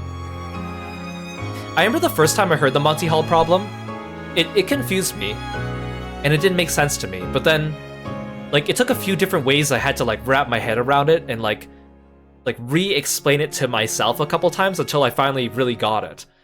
And we'll talk about it more when we do Zero Time Dilemma, because Zero Time Dilemma has a really good Monty Hall adjacent puzzle that explains it really, really well. Let's read our hint first, and then we could talk about it. Even though we don't know what's inside, there are 2 boxes, so there's a 50-50 chance of the medal being in either. They're both the same, aren't they? I thought that too. Still, that would make the answer too obvious, wouldn't it? I wonder if there's some trick here. Or that itself might be the trick, and the obvious answer could be the right one. It might be one of those classic puzzles that trips you by making you think too hard and suspiciously. I have 2 questions for you two, is that okay? Go ahead. Who do these 3 boxes belong to? You, Jessica-chan? Well, yeah. In other words, you know which colors are traps, right? Yeah, of course. Thanks. Now for my second question. A second ago, you opened one of the boxes to show us how scary the traps were. Would you have done that no matter which of the boxes Ange-chan chose? That's right. I figured giving her a bit of a scare would make for a nice psychological warfare tactic. Thanks. Those hints will be enough. Hints? Huh? I'm completely lost. How are Aunt Ava's questions just now hints?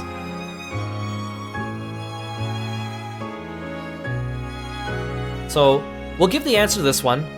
The game's gonna try to explain it, and then I'll try to explain it.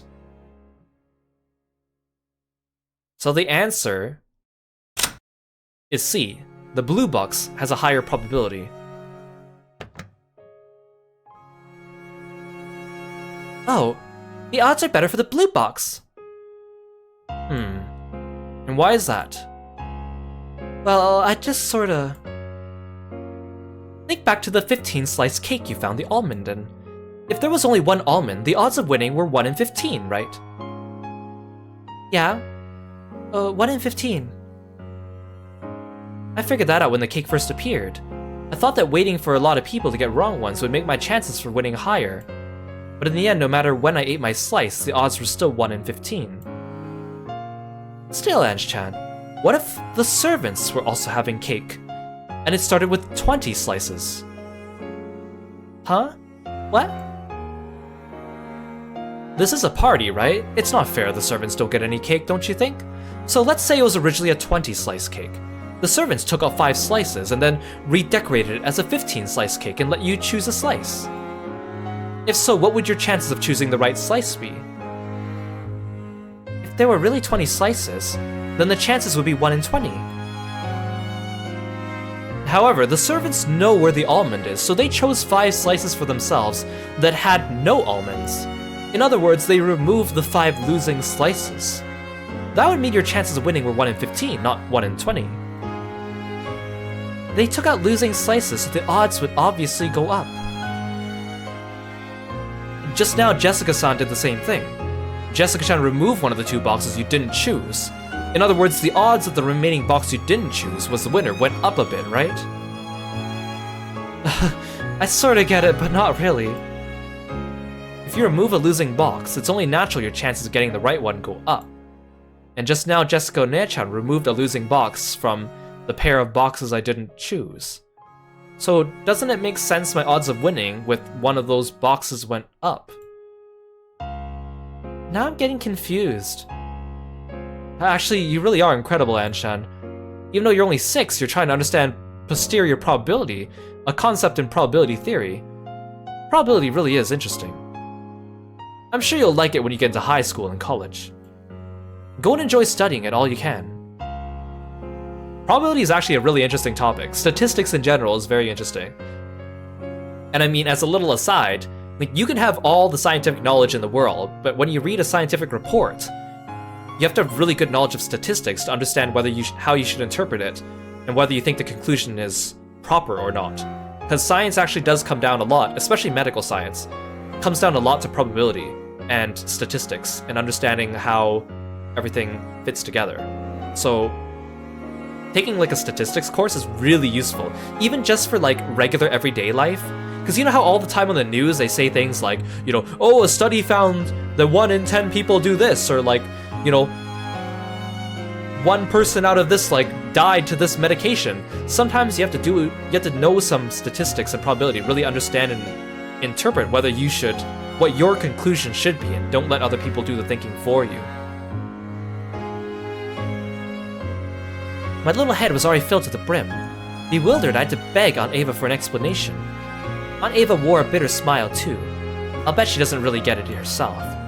As we felt a sense of connection through this failure, we happily grasped the medals we had wrangled out of them.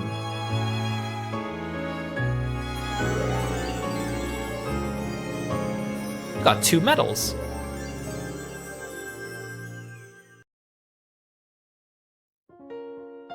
Okay. Oh dang it, I should have explained it on the last screen when we still had happy music.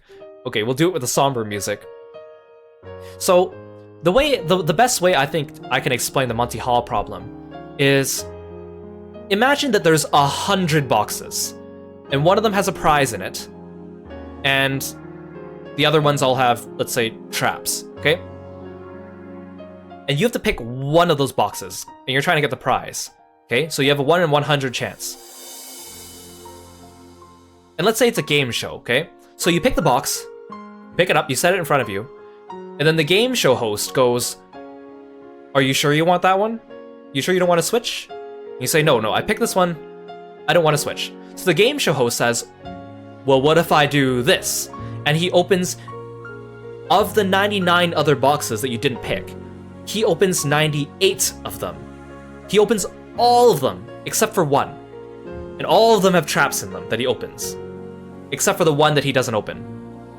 So now you're just down to the box you picked, and the box that he has not opened. And he says, "Okay, do you want to switch now?" The probability that the one that he didn't open has the prize in it is now extremely high. Because if you think about it, your chance of picking it right on 1 in 100 is very slim. You're probably not going to get it right. But the game show host is playing mind tricks on you, right? He knows which box has the prize in it, right? He doesn't just randomly open 98 boxes. He opens 98 boxes that he knows are wrong. So the one box he left over, he specifically chose not to open that particular box. So suddenly, all the probability of all the boxes that he opened, which were empty or had traps, goes to the box that you didn't pick. So I know you might still want to go with your box, because it's like the whole, like, you know, lucky first instincts chance or whatever, but statistically speaking, it makes more sense to switch, because he deliberately did not pick that box. Now, when you distill it down to 3 boxes, it's a little bit closer, but the probability still stands. You have a 1 in 3 chance. It's less than 50%. You're probably going to get it wrong, right? You picked your box. Of the 2 boxes left, the host knows which box has the prize. So the host deliberately chooses not to open the one with the prize, to open the one with the trap. The fact that he did not pick the other box, it's almost like they had a summed probability, a 2/3 chance you didn't pick. Suddenly, the probability of the one that you didn't open is 2/3 because he opened the other one. Of course, you still have a 1 in 3 chance of winning in that case. It's still, like, you can still win, it's still very likely. But probability-wise, it works out better if you switch. Although, I agree, if you switch and then you get it wrong, it does feel kind of bad because you're like, oh, I got it right on the first try. But I think it makes more sense if you think of it with the 100 boxes. Yeah, it's because the key is that the host knows which box it is, right? Like in this case, Ava checked with Jessica. You knew which box it was in, and you would have opened one regardless. That's the key. If the host doesn't know where the box is, then that changes it a lot. That's the key piece of information. That's the best way I can describe the Monty Hall problem in a way that, in layman's terms, that helps people to wrap their heads around it, because it doesn't really make sense. There's actually a lot of like probability mind exercises that don't make sense upon first examination, and then when you do it mathematically, it's very different than what you expect. Like, I know there's also the birthday problem. The birthday problem is another very interesting probability problem. And, well, I guess I won't go over the whole thing now, but you should look it up. Probability problems are kind of fun, but you have to be in the right headspace for it. Anshan, could you come over here for a second? Huh? What is it, Giorgio-ni-chan? Giorgio-ni-chan and Jessica Ne-chan were calling to me from the window. Aunt Ava was talking with Mom and the others, and since it looked like they'd be a while, I went over to Giorgio-ni-chan and Jessica Ne-chan. What? It looks like the quiz tournament's almost over. Yeah, there's only Battle Oni-chan and Beatrice left. I'm starting to get sleepy. It's It's probably because of that adult drink I swiped from Dad. I felt floaty ever since I drank that. That floaty feeling keeps getting stronger, and I've been feeling sleepy for a while now. I gave a huge yawn. Sleepy? Yeah. If I had a sofa, I'd probably fall asleep. I see. Then I guess it's almost time for this party to end. Huh?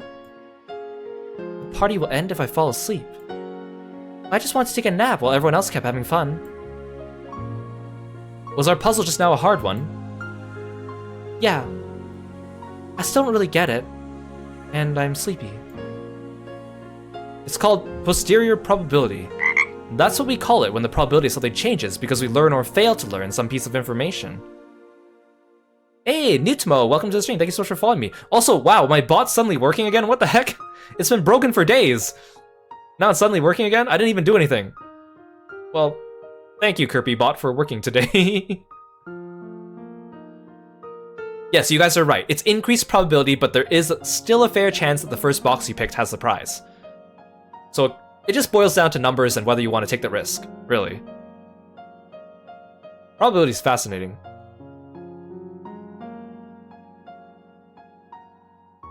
Did George Oni-chan call me all the way over here to lecture me on math? For some reason I feel even sleepier now. So, if we have 1 almond and 10 slices of cake, our chances of getting it are 10%. But what if we learn that those 10 pieces were chosen at random from 100 pieces? You think the probability went from 1 in 10 to 1 in 100, right? And absolutely nothing has changed about your slice of cake. Depending on whether you know or don't know a certain fact, the probability of your slice being a winner changes. Doesn't that sound strange? That sounds hard, so I don't want to think about it. Ange, please just listen until the end. Jessica Nechan's voice grew a bit stern. As young as I was, I couldn't understand what all this was supposed to mean to me. There's only one thing I want to tell you. So please, don't forget this. What? In the future, various bits of information will affect the slice of cake in your hands. By learning about those, the insides of your slice might change. Sometimes they'll change in things you want, but most likely almost all the changes will be bad ones. The truth is always right there in your hands, Ange. Don't you think it's stupid to let it change around just because you hear other people talking? Just because they think the truth should be one thing or another? The truth inside of you has been in your hands since the beginning. The nature of that truth is actually something you decide for yourself. You change it yourself depending on what you hear and what you refuse to listen to. You probably don't get what we're saying, but you have to understand. Even if you can't understand when you're 6 years old, I'm sure you will once 12 years have passed.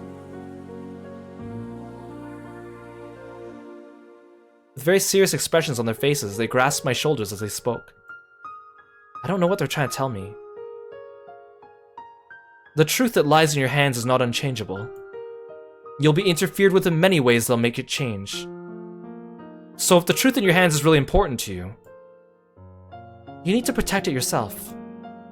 Don't forget it.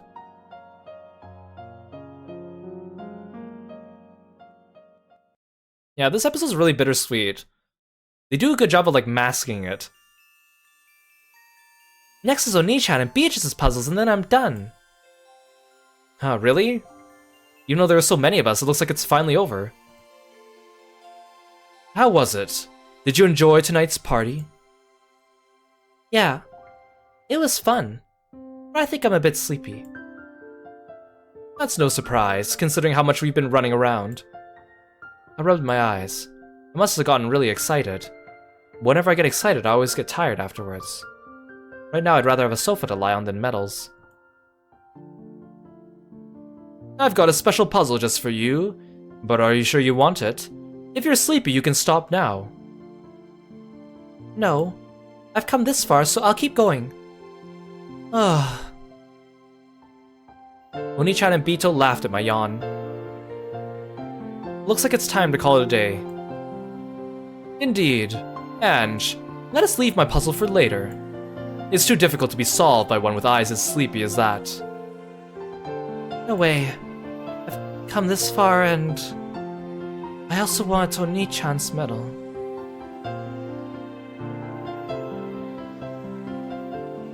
just so sleepy.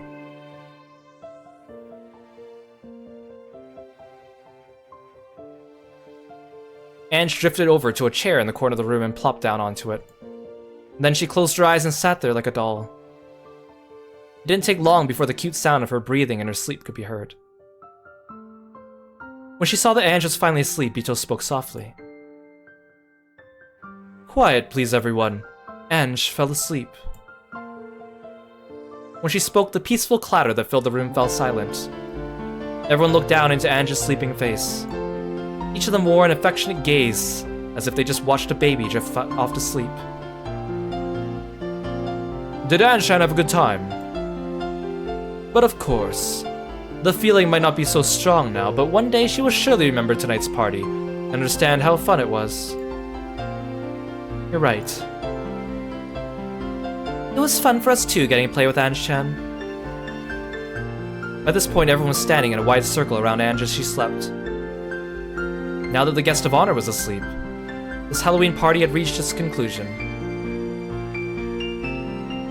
"So long, my granddaughter. I was so pleased to have this chance to play with you again after 12 years. It matters not if you forget everything about me. Remember me as an arrogant despot. But every now and then, just try to remember how much I adored you." She will remember. Ange-san, you have a long life ahead of you.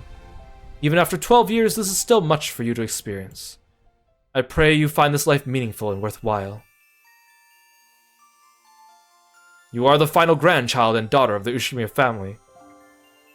All of us pray for your happiness. Ange-chan, stay well. Happiness isn't something you find. It's something you make. And in fact, memories work the same way. True. There are some things we only truly understand when we think back on them years later. Make sure you remember my pretty face every now and then. Just having you remember us is the greatest memorial service we could ever have. Oh, come on. It's not like we're dying. We're just going to the inside of the cat box, or on the other side of the curtain. That's right. It's not even a curtain. It's just like we are now. Ange-chan's there sleeping away. The rest of us are right by her side watching over her. We'll always be with her. All of them still wore warm smiles, but the sound of sniffling came from several places throughout the room. This party wasn't only for the girl who wasn't able to be here this day. It was also for all those people who weren't able to meet her here, who never had the chance to say goodbye. Ange, live life strongly. Our blood flows through your veins. That'll definitely bring you strength. Eva-ne-san, take care of our daughter. She's not honest with herself, and she'll often be selfish and short-tempered. She might be pain all the time, but I'll make sure she finds happiness. As long as she wants it herself. Ange-sama, it's okay if you forget my face. But please at least remember the taste of my cooking. Oh, and I won't ask you to remember old Kumasawa. But please at least remember the taste of mackerel juice. Someone said, when do you feed her that? And everyone laughed wryly. Her face looks so cute sleeping there like that. She looks like an angel, just like her name. She's not an angel, she's a witch. Ange is the final witch, Ange Beatrice. I wonder if that magic will bring her happiness. Will she become a white witch or a black witch? That's for Ange to choose. I've shown her both sides. I'm sure a painful life lies ahead for you. You'll probably believe you're all alone in this world. But we will always be there right behind you, cheering you on. Don't forget that. Ange. Don't forget, yourself, your happiness, your fate. These are all things you create for yourself. Only you can choose them. No one else can give you them, and no one else can hide them from you. Don't forget that. I'm sure your message reached her. I hope so. I'm certain the tale of the two of us will help Ange-sama understand. Yeah. Don't you have anything to tell her, George-sama? I've already said all I wanted with that box puzzle. Will that puzzle teach her something? I don't know. But I do know that she's wise. I'm sure she'll learn something from it. Ange-sama, I pray you're guided along the right path as you move towards the future. One by one they stepped forward and said words of farewell to Ange. Then finally Battler and Bita walked forward. Ange, were you able to remember everyone at least a little bit? Of course Ange didn't answer in her sleep. But Battler continued. It's true the Ushimiyas are a strange family. We're super rich, and that's given rise to all sorts of rumors and stories. However, that's all speculation made by people outside the island. No one will blame you for forgetting these kind memories, young as you were. But even so, you must remember, it is not a sin to forget. But not to remember again is a sin. All of us, we're really happy to have you at this party. Right, everyone? Everyone nodded at Battler's words. Everyone knew about the merciless and lonely life that awaited her. It was no longer possible for them to heal those wounds. If there was one thing they could do,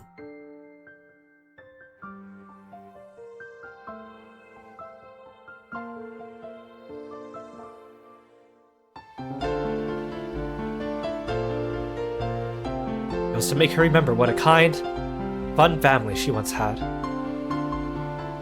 To remind her that both today and into the future, they would always care for her and watch over her.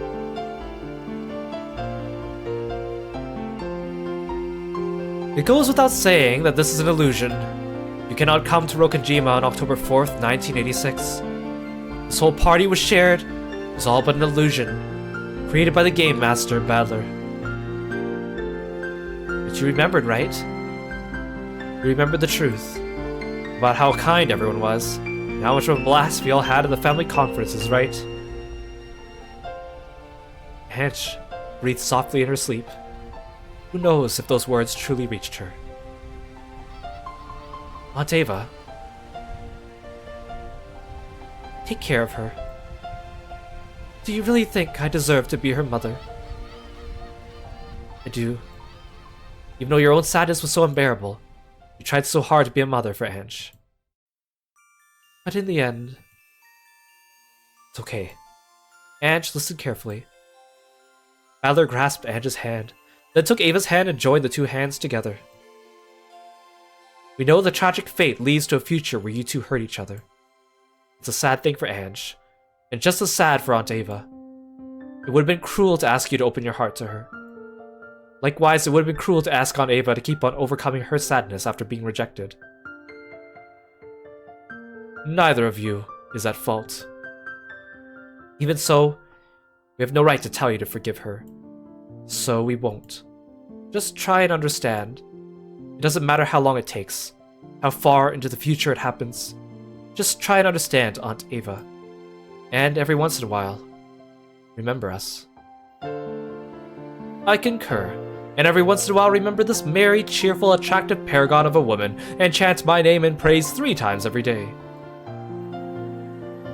The relatives smiled bitterly, apparently disagreeing with some of that last bit. Ava softly stroked Ange's cheek and spoke one last time. It's okay if you don't forgive your aunt. But it's true that I don't hate you. At least understand that.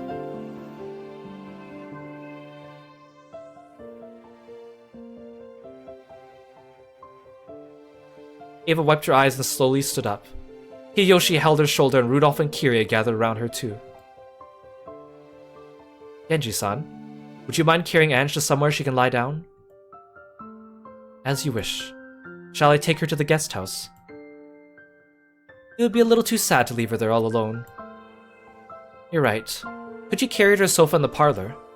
That way she'll be able to come back if she wakes up and feels like joining in again. Genji gently lifted Ange up and carried her towards the parlor.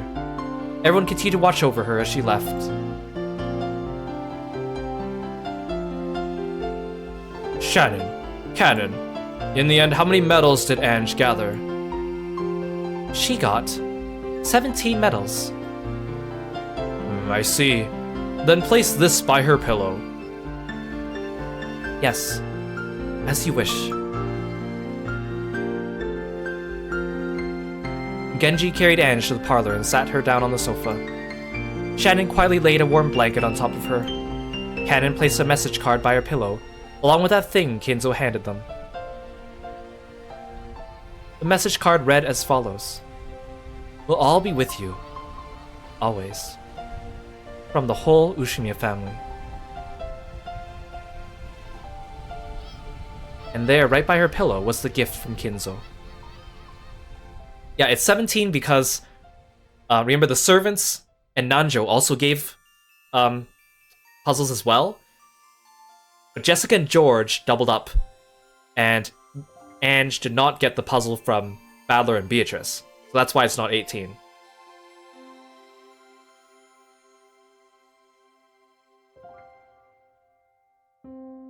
Beatrice doll. So depending on how many you get right, this gift changes. So if you get all of them right, which we did, 17, you get a Beatrice doll. If you get one wrong, you get a Badler doll instead. There's also a few other prizes, like if you only get like 2 right, you get a can of tuna that has Kumasawa's face on it. Or sorry, mackerel. You get a can of mackerel that has Kumasawa's face on it. There's a couple Higurashi items that you might get. There's an autographed photo of Kinzo. There's a bag with a picture of Kinzo's laughing face on it. There's a mass-produced Sakutaro doll. It's basically Sakutaro with slightly different colors. There's a pocket watch, there's a corsage, a tea set. There's a few different things you can get.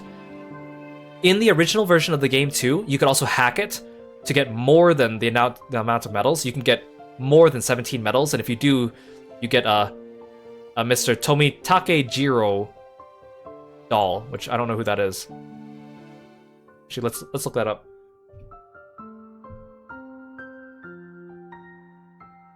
Who's this? Oh, it's a character from Higurashi. It's a buff character from Higurashi. Have I played through them to get all the screens? I haven't personally. The only thing that really changes is the screen. All the dialogue is pretty much the same after you get everything wrong. They still explain the riddles to you, I think, and then they... Actually, do they explain them to you? I think they explain them to you, and then they just proceed like as if things didn't change. There we go. Ange, mumbling in her sleep, held it tightly against her cheek. Wait, does that mean she hugs a can of mackerel if she gets it?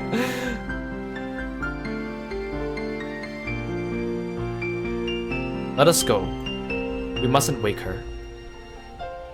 Nesan. Yeah. Shannon thought she saw something glittering silver near Ange's eye. The servants left and closed the parlor door. As Ange slept, she was wrapped up in the soft sound of the rain. Surely she was reliving the fun evening once more in her dreams.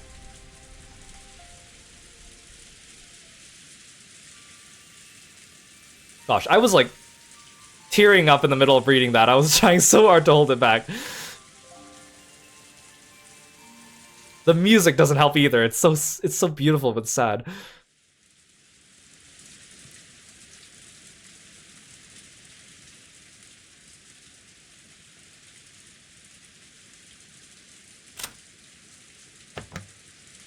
Okay, let's save on a second slot in case we ever want to go back to the riddles.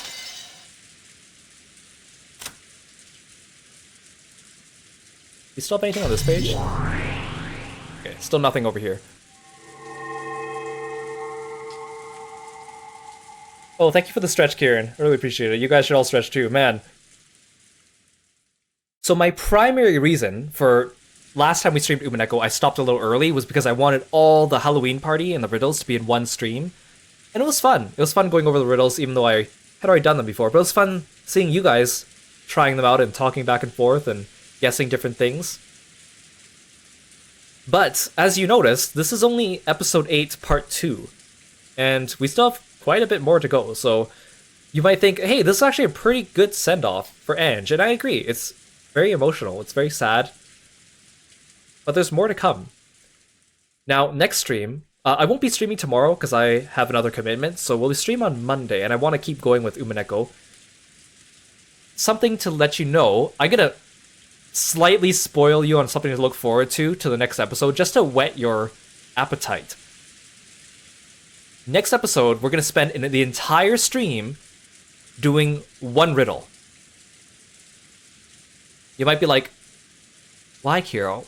Those riddles were so short. Why would he spend an entire stream doing one riddle? And I'll tell you, the riddle comes from a very special friend of ours named... Oh, thank you, Froggy. Thank you, Psycho Reaper. The riddle comes to us from a very special friend. A special friend we like to call Burn Castell. And it's a good one. So look forward to that. Monday, Umineko, episode 8, next stream. We'll spend it solving a very, very, very puzzling riddle. Thank you for coming, everyone. Yeah, look forward to that. It's gonna be a great time. Burn Castell knows how to party. If anyone knows how to party, Burn Castell knows how to party. She's gonna liven up this place, and it's gonna be fantastic. Okay, let's see who's streaming.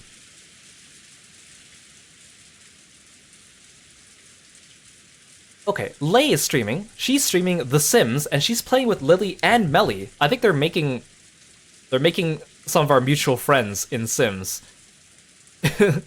And then they're gonna make everyone play together. I don't know. Stick around for the raid, and I'll see you guys on Monday for an excellent party hosted by Burn Castell. It's gonna be fantastic. Thanks so much, guys. Take care. Bye-bye.